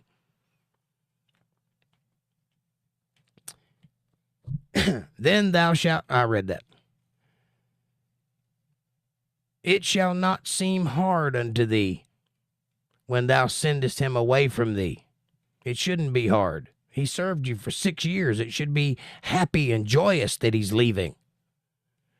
For he hath been worth a double hired servant to thee.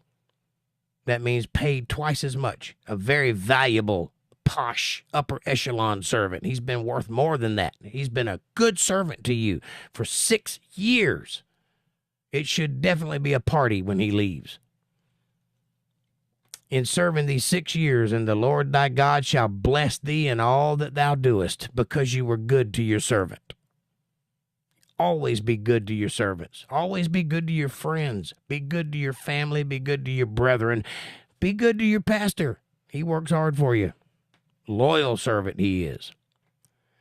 All the firstling males that come of thy herd and of thy flock, thou shalt sanctify unto the Lord thy God. Thou shalt do no work with the firstlings of thy flock, or of thy bullocks, nor shear the firstlings of thy sheep. Why? Because they're the firstlings, and they're to be sacrificed to God. They are the precious thing. They are the gift that you give back. It's a symbol of your appreciation for the flock that you now have, the firstlings, the newborn. Don't shear it. Don't put the bullock to work. Let him live peacefully, because you're going to sacrifice him soon anyway. Thou shalt eat it before the Lord thy God, year by year, in the place which the Lord shall choose, thou and thy household. Notice that when you sacrifice to God, you get to eat the bounty. See how that works? It's a big cookout, and it's communal, so you get to be with your family during that day. You get to be around friends and peers. See, God knows exactly what he's doing. That's the reason for the sacrifice. And it pleases God to see that family unit come together in his name, and all the wonderful things that happen at a cookout. And if there be any blemish therein, as if it be lame or blind or have any ill blemish, thou shalt not sacrifice it unto the Lord thy God. You find the next one in line that's of good stature. You don't send any nastiness or any brokenness or any uncleanness or any spottedness. You give the best to God, and he'll give the best to you.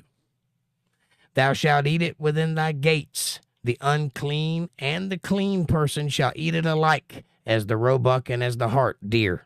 That's what those two things are, different types of deer, antelope and deer maybe. But that's just food. You just eat that. It's not part of that whole sacrificial thing, that whole ceremonial thing that we do, or they did. That's just everyday dinner, and anybody can eat that. Only holy people can eat of the sacrificial food. Only the 12 tribes. Only thou shalt not eat the blood thereof. Why? Because the life is in the blood, and God doesn't want you doing that. It's not part of your diet. It's not, the body doesn't require blood, only its own blood. So you always make sure that your meat is well drained and washed before you begin cooking it, and you cook it till it's done, all you steak eaters out there. Some people are like, that's it, I'm going to hell. People are funny about their steaks, but make sure there's no blood in it. That's all I'm saying.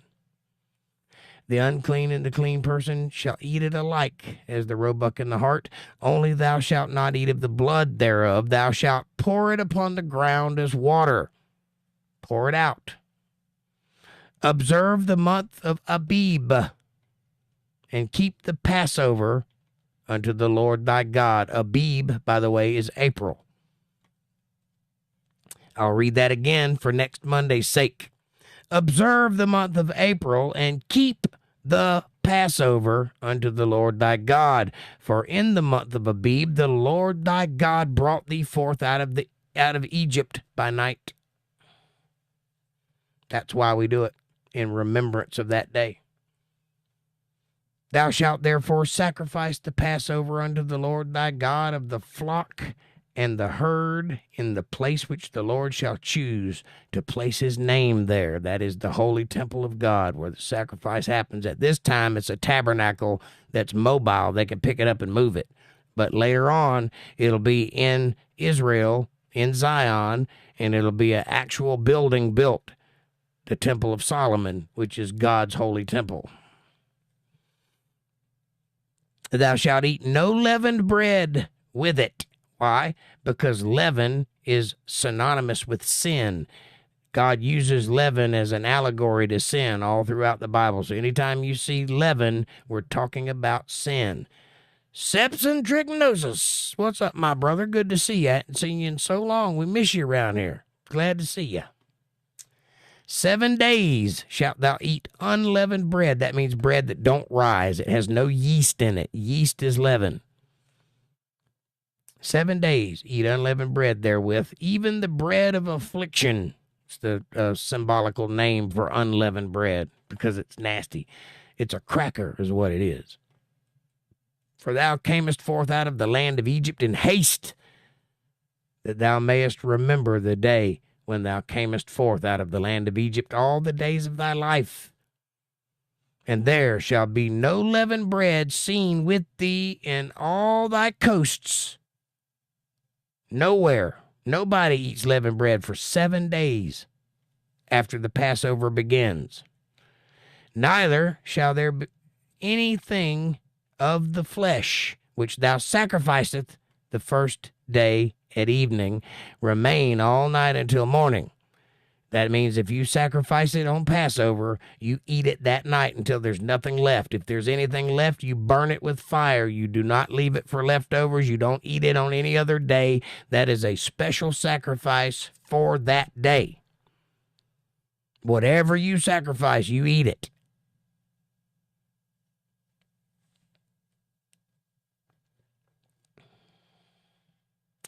Thou mayest not sacrifice the Passover within any of thy gates.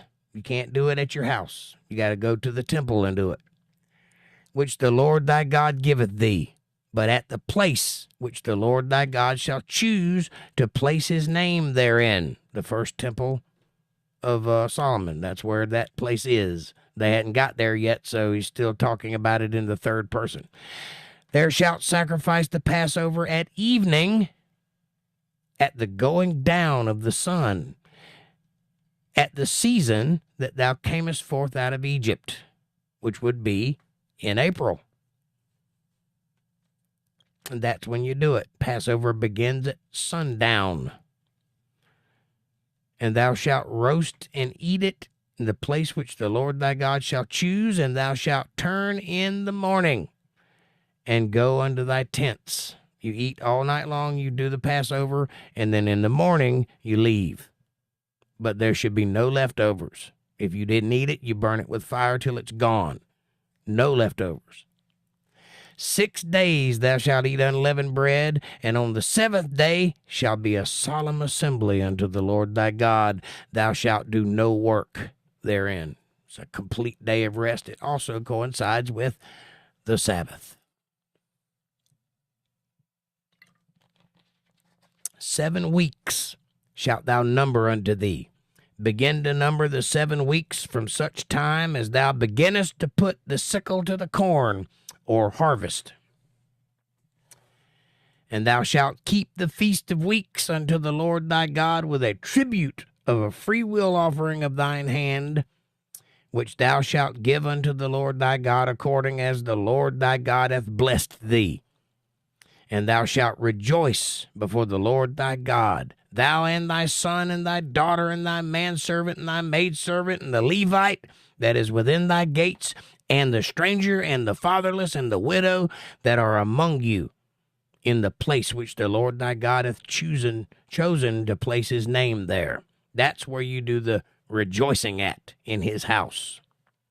Why are you rejoicing? Because he blessed you.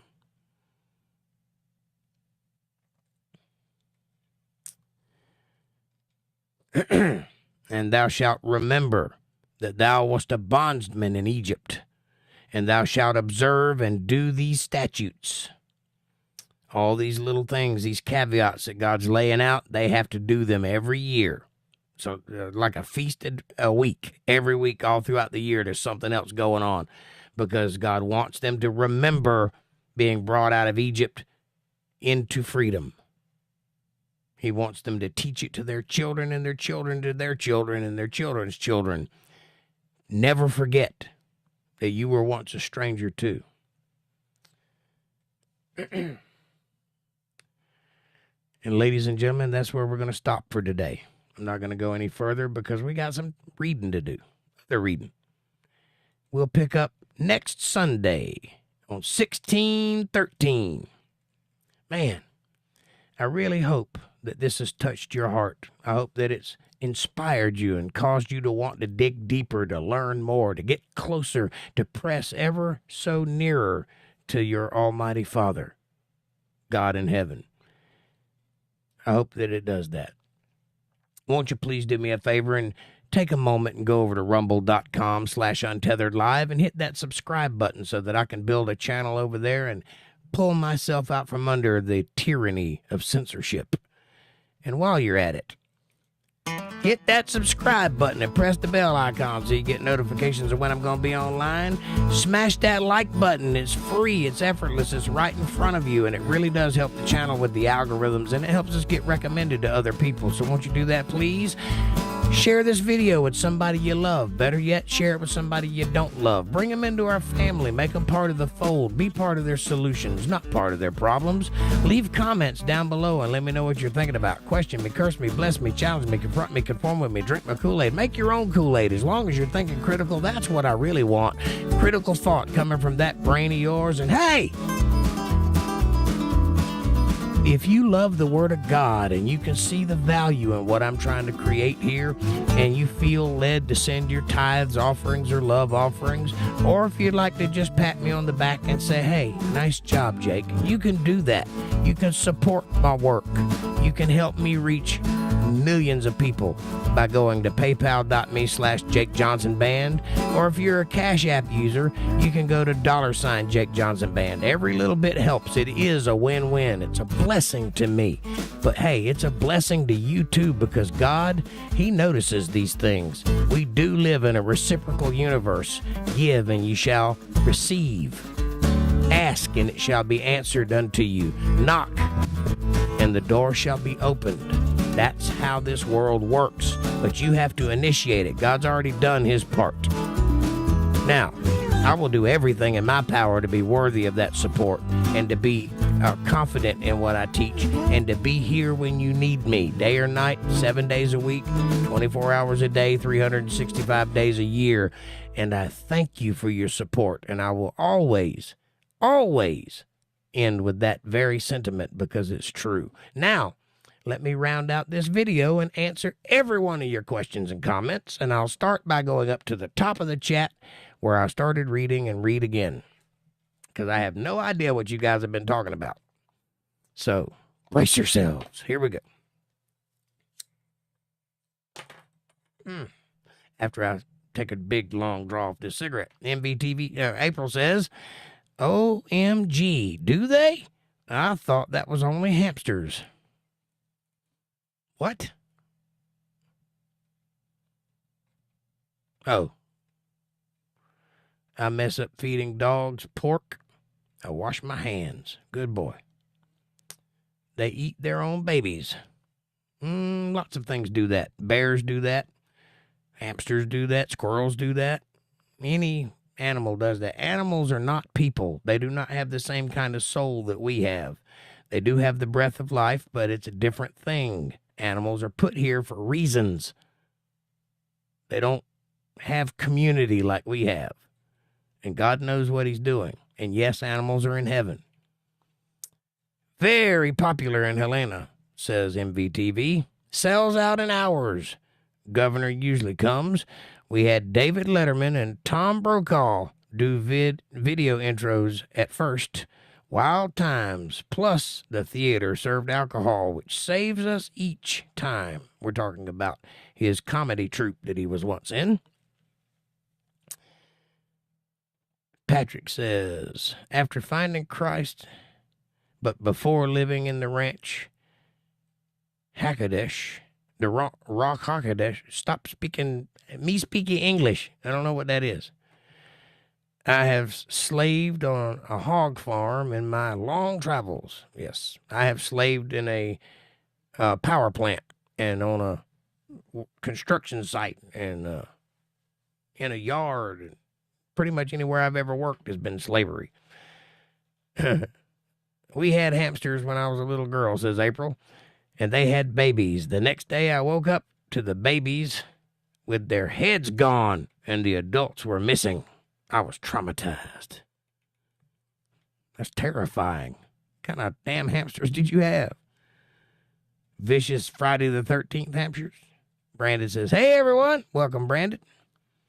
Hi, Brandon. Good to see you, love. Al Mullock. Yes, Mullock has symbolically been portrayed as an owl. That is correct. Don't know where that came from, but you're absolutely right. Oh, because I was talking about not eating owls, the wise ones. There's a reason they're known to be wise, too. They're just birds. They're not particularly smarter than any other bird, but we look at them and see those big eyes and think, oh, that thing looks wise. It's a vicious murderer. That's what it is, and it can fly over you in total silence, and you never feel the wind from its wings. Geez, April, that would traumatize me, too, says MVDV. I agree. Yes, I never owned a hamster after that. Aw. Patrick says grasshoppers and locusts and crickets are kosher. No, they're not. Did you not hear that part in the Bible where I said anything that creepeth, that's not to be eaten? Go back and read that verse we just read. It's up at the top, near 14:8, somewhere in that area, a little below that. 14:10 maybe. Brandon64 says, MVTV, thank you. 100% heart. Brandon, how have you been, says April. What to do when you're branded? What do you do when you're branded? Must fight for your namesake. Though I can't get that Chuck Connors show theme out of my head. I'm old.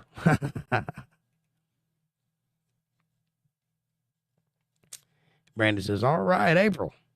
Just still missing Blue Dog. Yeah, we know about that. And we're still sorry that you lost him, but you know what? He's with God now, and that's a better field to run in. I promise you that. Patrick says, unfortunately, no one I know in the flesh eats kosher. A big community I'm tied into all eat kosher, though. I like vegans.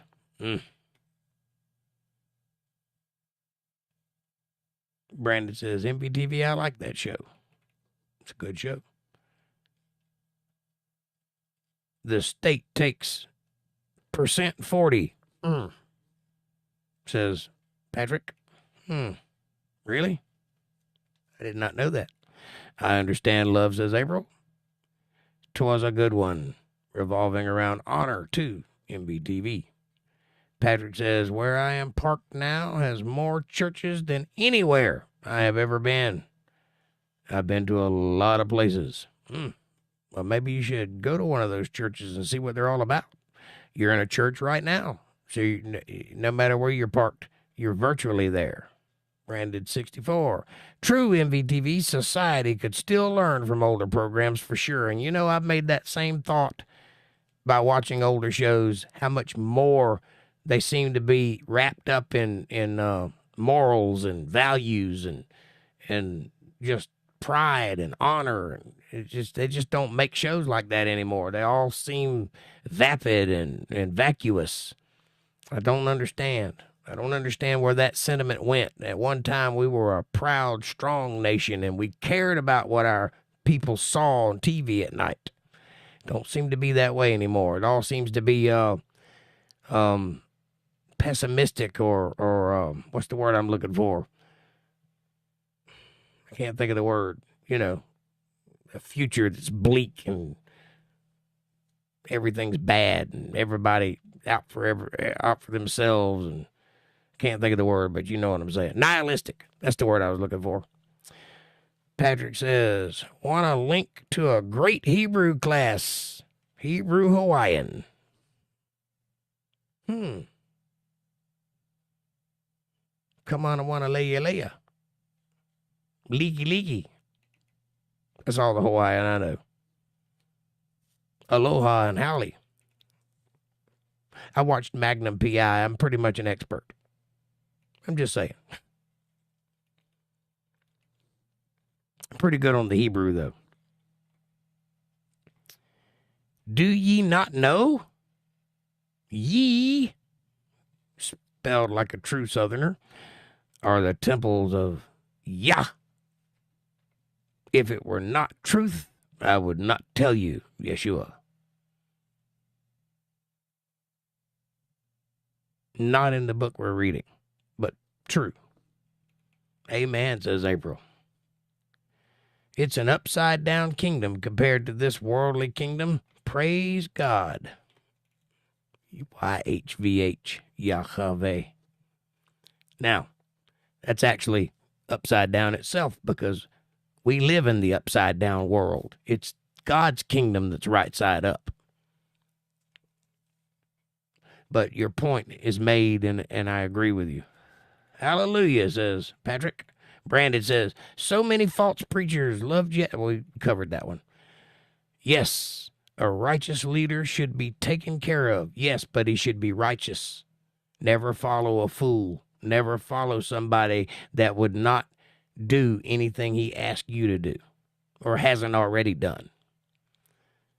Always be wiser than the serpent. Always look ahead of yourself. Don't just leap. You're not to have faith in me. You believe my words, but not the faith goes to God. If I tell you to jump, by all means, look first. The SOS is in full swing. Any seeker of wisdom can see the snakes and the tares. That is true, but you'd be surprised how many people miss it, which is why this is necessary. Because a lot of people are confused. A lot of people don't really know which way is up. They have ideas. They have some education. They've taught some things in their, we got some Roman Catholics in here that have really been screwed up by that belief system. And they believe in God. You see what I'm saying? They believe in God Almighty, but they don't know what to believe because they've been twisted so much that they don't know what's right and what's not. They got an idea. Their heart tells them what's right and what's not, but the mind doesn't know the answer, which is why this is necessary. This is a very valuable source of information. Not just this, but many other people that do the same thing. But be paying attention is what I'm saying. But by the way, you can learn anything I know by yourself. Pick up the book, start reading. But if you want to skip that, listen to me. Branded 64. Kenneth Copeland has no humility, for he is legion. No, he's not, but he is bad. Legion is a specific group of demons that inhabited a specific person at a specific time and then was cast out. He is not legion. Don't tell people things like that. You don't really know what you're talking about. That's not a good thing to do. However, you're not wrong. He is a bad dude, and you should not listen to that guy. He is a snake in the grass. He just ain't that many snakes in the grass. which is what the word legion means. Benjamin Bass, I invite you all to join me in my journey, spreading the gospel through music. God bless everyone. Well, we will all join you, Benjamin, just as soon as we get finished going through the journey. Our channel is set up to travel. And you're welcome to join us. But we'll help you out along the way. Brandon said, Papa God will handle it all at the right time. That is true. He will. Hello, Benjamin. Welcome, says April. April is one of our great moderators, MVTV being the other one. Please show them respect and honor in this chat because they work really hard keeping us all straight. Patrick says the world having a jubilee would be great, but very few build their treasures in heaven. That is true. That is true. And at one time, there was a jubilee every 70 years. They don't really do that much anymore, but it's an old sentiment, but it's a good one. Amen, Brandon, says April. I'll check out your channel, Benjamin Bass, says Brandon. Brandon is also a musician. You guys might find a kindred spirit there. Me too, Benjamin. Patrick says, come down, New Jerusalem, with the Y.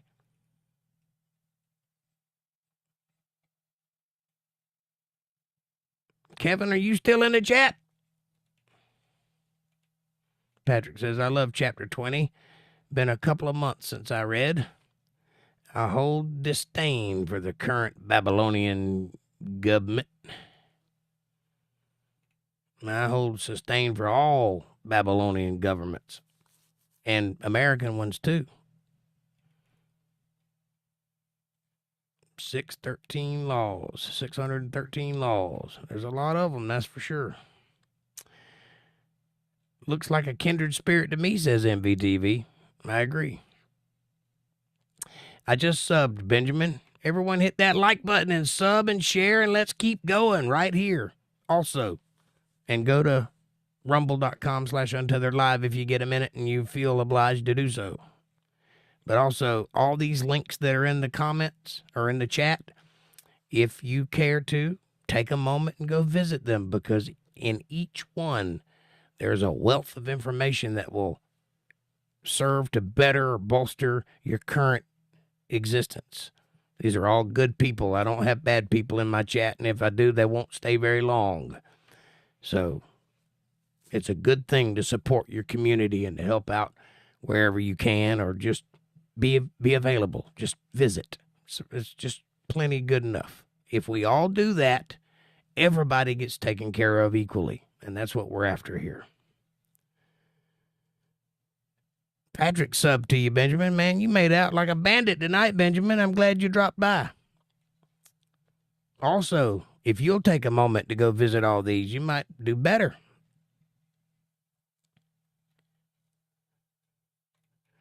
Brandon subbed.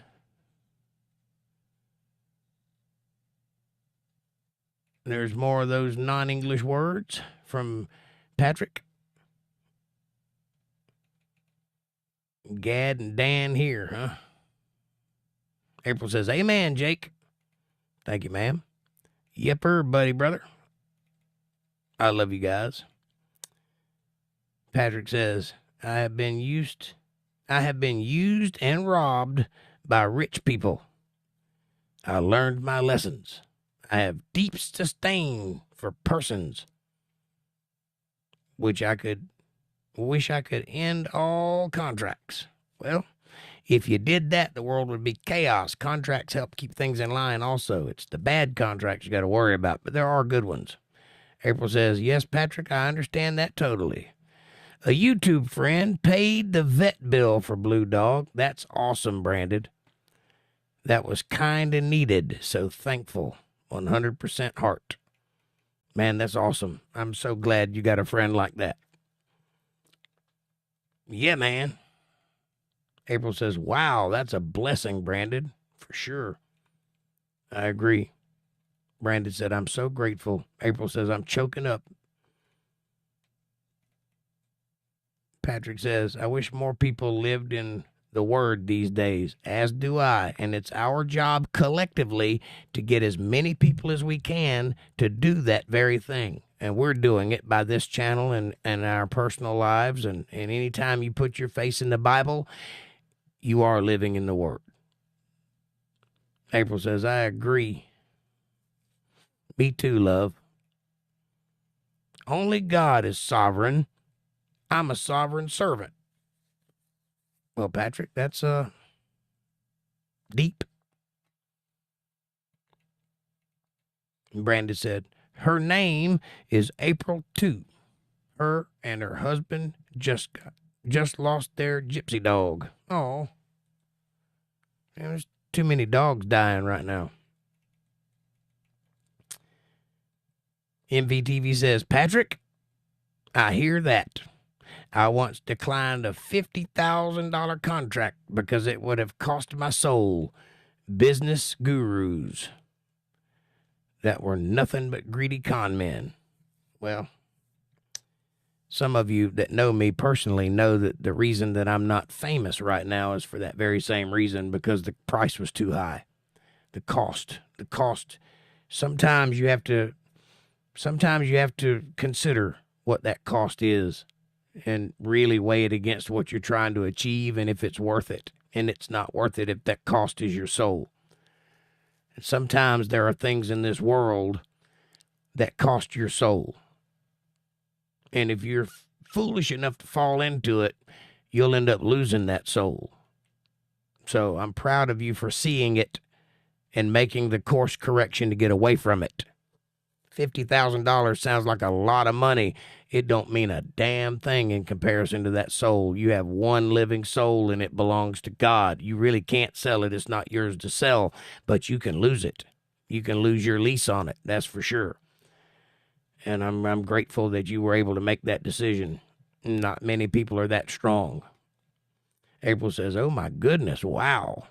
That is a big sacrifice there, but it's worth it, and you'll be blessed by dividends of rewards later. Patrick says, I challenge Crown loyalists. I don't know what that is. I've suffered greatly for truth. I will keep marching forward. Well, you sound like a regular soldier. Brandon says, I'm thankful for the brothers and sisters I've met on YouTube. I am too. Sepson, so good to see you, buddy.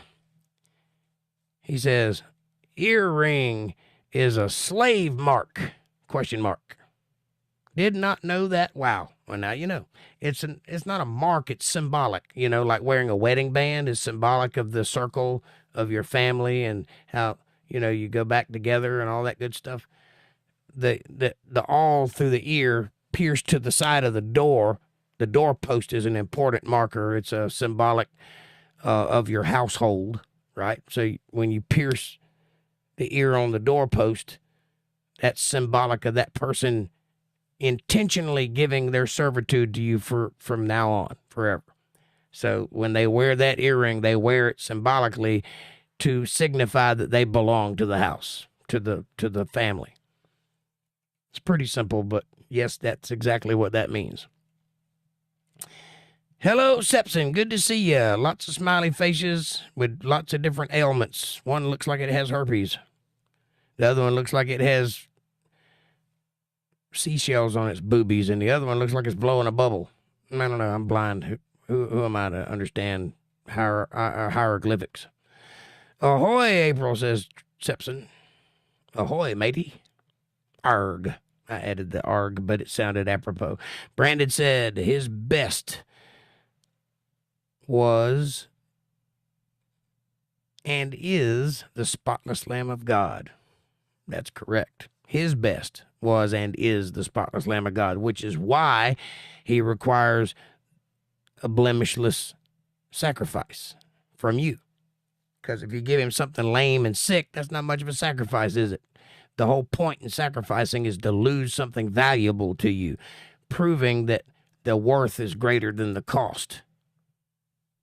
That's the opposite of what we were just talking about, meaning that sometimes the cost is too great for the thing you're trying to achieve, sometimes the cost is minor compared to what you receive. And that's the way of God. And it's good. I'm glad that you can see it that way. April has nothing but hearts tonight. The first temple, Sepson says, when we were talking about the temple of God, yep, that would be Solomon's temple, later rebuilt by Herod, and then after that rebuilt by somebody else. It's been rebuilt twice, and it'll be rebuilt the third time and the final time in the end time. And when you see it going together, you can start paying attention because things are happening right then. Keep in mind that in Israel today, right now, the only thing they don't have to rebuild the temple is its location. And as long as they don't seem to know that, we're good. But I know it. So if a redneck from Georgia can figure it out, those scholars already know. They just hadn't done it yet. See, about 700 years ago, some rabbi said that the Solomon's temple was on the Temple Mount. And everybody just went with that, and they believe it. That's the Dome of the Rock now. That's the Muslim thing. Well, that's not where it was. The Bible says very clearly that it was in Zion, which is a rock's throw away from there, over inside the walls of Jerusalem. Zion, the hill there, the mountain there. There just happens to be an empty lot right there and a set of steps that leads up to nothing. Coincidentally, Christ said that there will not be one stone upon another, and I will rebuild this temple in 3 days. Of course, he was talking about his temple, but symbolically, this just happens to fit the bill.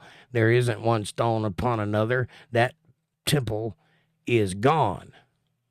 But Christ could rebuild it in 3 days, metaphorically or physically. Just so you know, they just hadn't figured out where to put it yet. But they've got all of the stuff to build, and they've got schools teaching the priests how to do their jobs and all this and that and the other and how to perform all the sacrifices. It's all there right now today. They just have not started building it yet. When they do start building it, you need to start paying attention because things are moving quickly at that point. Quickly into the end times. Sepson says, thanks. You're welcome. And then he says, ha, ha, ha, ha. He might have said he, but I'm assuming it's ha, ha, ha, ha, because he's a rather manly dude. It isn't much of a channel. What isn't much of a channel? Your channel? No, your channel's great. Oh, I missed one. I just realized I wasn't subbed to your channel. I just subbed, love. And then he says, thanks, ha, ha, ha, it isn't much of a channel. Now all that makes sense. Before, it just seemed vacuous and temporal and a little adjacent to tangential reality. However, now I understand, and understanding is half the fight, or some such. You're welcome, says April. Well, you gotta grow, right? Mine isn't either, but as I've been meeting new people, I'm up to 74 subs. Yay! I'm up to 300 and some odd subs, and they need to go up to 1,000. So if we could get that going, that'd be awesome. We needed to have a drive this month for 1,000 subs and see if everybody can pitch in. Oh, it jumped. Hang on. Lost my place.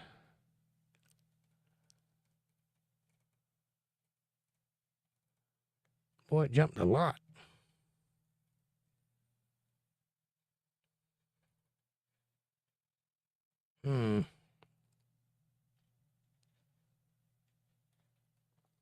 I'm just going to start here.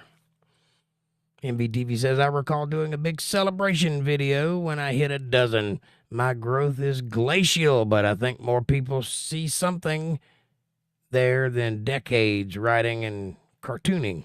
Well, you know, you put out some good content and people respond to that. And I've been watching your channel grow, and it's lovely. You keep right on doing that cool work. April says, that's so cool, Patrick. You like it? Question mark. Brandon says, thanks, Jake. Peace and blessings over y'all. Time to eat. Brandon, thank you for being here. We love you, and God bless you. Sepson says, following on Rumble. Hallelujah. Praise God. Thank you, Sepson. I needed that. If I can get that joker up to 25, I'm going to start live streaming over there. Amen, Brandon. I'm fixing to eat also. Me also. Late night dinner. Ugh. But it's all right. Much love, Brandon. Much love, Brandon. Thanks, Sepson. I love that, says April. And thank you, Sepson. I appreciate you. MVTV says a male bear will attack, kill, and eat a cub if mom ain't around, but don't consider them in the same class of cannibal species. Well, I would consider them cannibals because they eat their own, but they eat their own because of testosterone, because they want to produce the babies. They don't want babies from another bear. Kevin says, we are at Gators, starting with some kosher corn nuggets and some kosher chicken wings and some Jewish mango habanero sauces. It's all listed somewhere in Leviticus. You're crazy. Sounds delicious. I'm going to eat a TV dinner because I'm poor and alone. But thanks for reminding me there's places that people go to have good food. Maybe one day I'll return to Earth. That was a tragic moment, says April. Aw.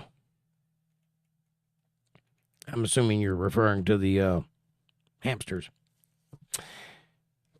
April says, and I did not know that you shouldn't leave the male in the cage with babies. Well, that's not your fault. They were just mice doing what mice do. You are not to blame for that. You can absolve yourself of that shame and that guilt. It was not your fault. They would have done that whether you owned them or not. And then she follows that with hit the like button, sub and share. Thanks for everyone here supporting Jake's channel right now. Right on. God bless us all. Well, you're right about everything except for one thing. This is not Jake's channel. This is our channel. It belongs to you as much as it does me. You have as much stake in this as I do.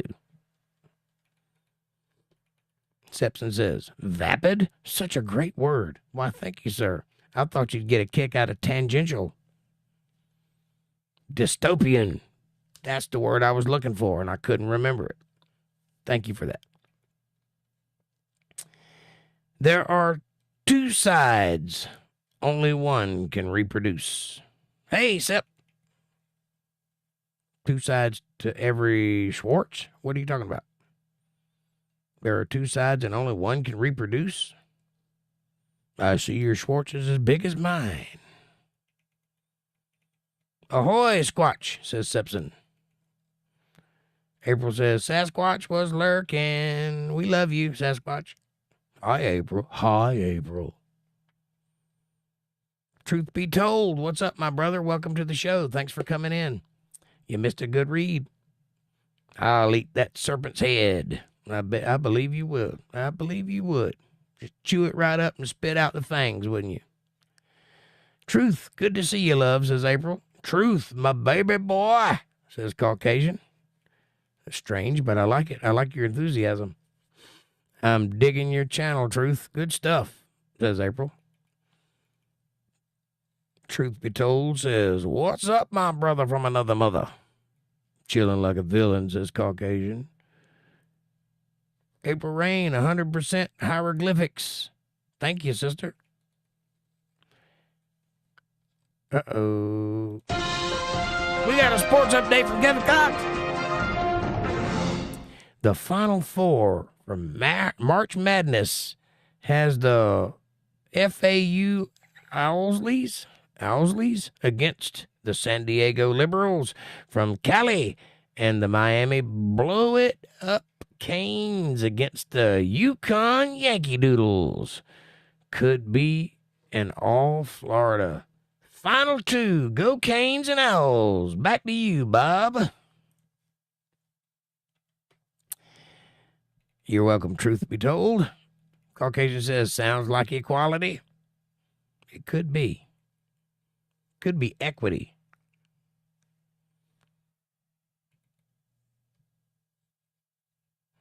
It could be ephemeral equestrianism also, but let's not go there. Seps Trichnosis says, ha ha ha ha ha. Of course, he could have said, but I'm assuming he's manly. Walter Davis finally came in. What's up, Walter? Good to see you, my friend. Good evening. I probably shouldn't read all these that are back and forth to each other, but I'm reading them anyway. It's my job. Anybody got any questions? Just ask them, and I'll see what I can come up with. Guinness. Guinness is good, and they put out a pretty good book, too. Sounds communist. It's not communist. It's common sense. I am no communist. I am about common sense, though. And in small doses, that sentiment works. In nations, it does not work. It never has, it never will. It always leads to starvation and genocide. But in little tiny vessels, like college dorm rooms, or deserted islands, or churches, that sentiment works very well because everybody is involved and everybody gets helped out.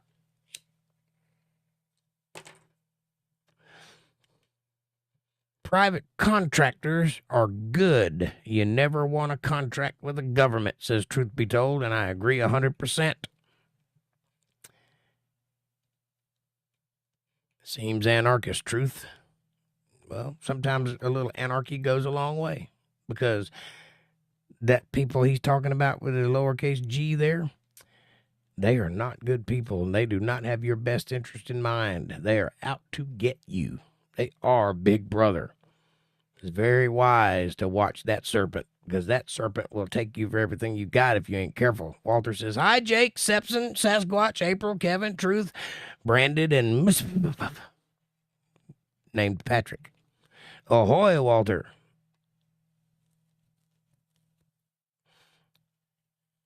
Caucasian says, I can't see make stupid people famous.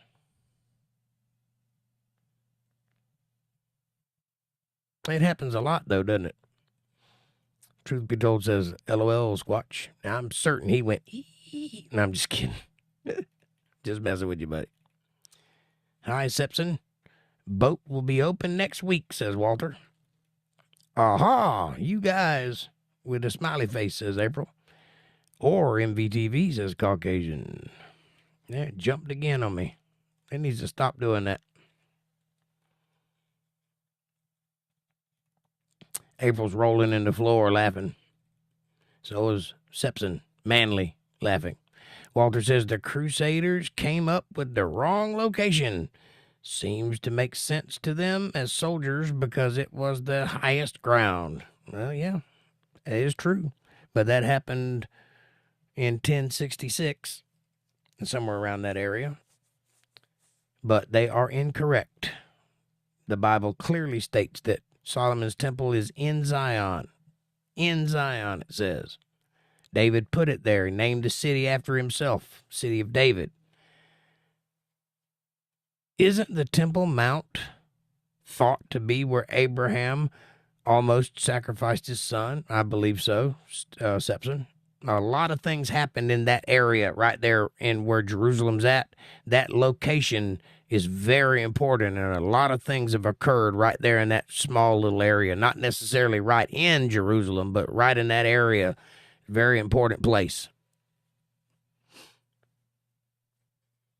My mom believed that, by the way, that all the main things that happened in the Bible happened in the same location. I don't necessarily believe that because I know where some of the locations are, like Mount Horeb and Mount Sinai and a couple other places. But those places, for sure, God chose that location for a reason, that area. I have an interesting new StreamYard feature, says Caucasian. Well, enlighten us. Guest co-streamer. Interesting. That is interesting. We'll have to play with that one day. April says, cool, what is it? He just told you. Jake, thanks for explaining everything. Well, you are certainly welcome, ma'am. It's my pleasure. I don't know how many channels, but I'm hoping to find out. Nice, says April. We could try that new feature sometime this week, Sasquatch, says Truth Be Told. Go right ahead. Yes, the hamsters. Bleh. Truth be told says, I have pet rats. They were the best animals in the world. Wow. Jake, you cracked me up. I got some super glue. It might help. I don't know if cracking up's a good idea this day and time, but, be careful with that. Cock says, I am the kosher bar. I am at the kosher bar at Gators and came up with a great idea. Fireball infused tacos. Oh, yeah. Fireball the drink or Fireball the candy? Because that would be very different results. April says, what truth? I hate rats, LOL. They ruin everything. Dadgum pests. Well, I think the rats he's talking about are pet-like rats. Not the kind that eat everything and chew through everything. But I could be wrong. I don't know what I'm talking about. Caucasian says, I'm speaking of the narrative.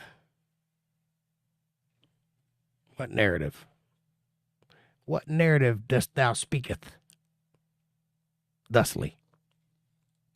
Truth be told says, I hate stray rats. I have domesticated rats. See? I knew something. Do you have the white ones? The little white ones? I know that's a mouse, not a rat, but I'm assuming that everybody knows that. April says, it's crazy that they test medicine on rats and then think it's okay to give it to humans. Do you know why they do that? Because a rat's metabolism is very similar to a human's, and it's an easy, what's the word I'm looking for? It's transferable. It's a analog. It's an easy analog. That's why they do that. They also test on pigs and dogs. Truth be told said rats are intelligent. They're using them to sniff out landmines instead of dogs. Dogs are too heavy. They keep setting the mines off. Wow, that would be cool if they could pull that one off. They've tried things like that before. They once tried to teach pigeons, carrier pigeons, to deliver payloads. It didn't work out because they all came back to roost. Could you imagine sending a missile off and then it comes back to you and blows you up? They figured out not to do that. Anyway, I thought that was funny. Thank you, MBTV, says Truth Be Told. Yup, says Tricknosis. April says, oh, that makes sense. Truth Be Told says, I have to run, love all y'all. Oh, I have to run, love all y'all. Well, we love you too, Truth Be Told, and thank you for coming by. And sorry I didn't get to any questions because I'm still reading, but this is a long chat. Everybody's having a good time tonight. Caucasian says, truth, much love, sir. Kevin says, the drink. I am at the bar. Okay, well, I didn't know they have candies at bar. You ain't never seen that little thing with the hole in it that you stick your hand in and get the fireball out of at a bar? I have. It made sense to me. Fair wins, truth be told, says Sepson. Fair. Bit of drunken typing. I caught you. I'm with you, buddy. I got you. I wasn't going to call him a fire. Fire wins. No. Kevin Cox says, I have rats at my house. Therefore, I just ate some extra hot mango habanero wings. That will do the raise some damage later. Rats, some damage later. Ooh, that's gross. I hate to think of how you're going to get the rat to the location of the expulsion of the habanero. Don't use paper towel rolls. They get wet. So I hear. Always a good time here, says Sepson. I believe you're right, sir. Nobody's having more fun than we are. This is the place to be. Too much? MVTV says, I'm too sober and would rather have trouble typing. I got a whole bottle of Fireball whiskey in my refrigerator. One day we might break it out and have us some fun. Kevin Cox says, Sharon the bartender says, hey, Jake, tell Sharon the bartender that I'm single and hey back. If she's pretty. April may not come to bed with me later, but the dog will be there. April will be in bed with you later, I promise. Says Simpson. MVTV says, I keep having to edit out a plant or two in the background. Grow damn yous. Are you talking about that kind of plant? The plant? OMG, Kevin. I think he's referring to farting a lot. Don't get me drunk. You won't like me when I'm drunk. Dr. David Banner, stealing it from me. Ha-ha. That's a good one. You wouldn't like me when I'm drunk. What? Mm-hmm. Caucasian says, we can stream Thursday unless a new guest presents itself. Who are you talking to?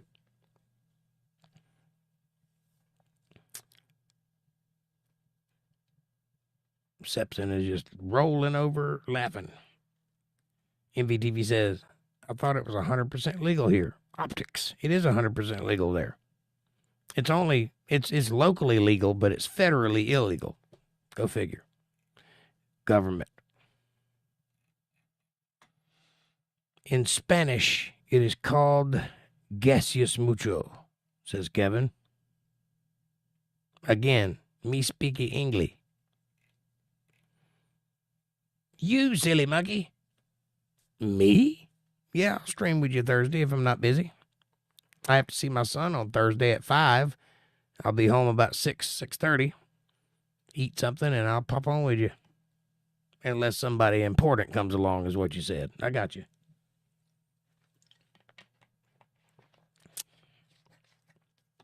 Obscure reference, says MVTV. Banner was, I know who he was. The guy turned into the Hulk and was a classic line about getting him mad. I remember.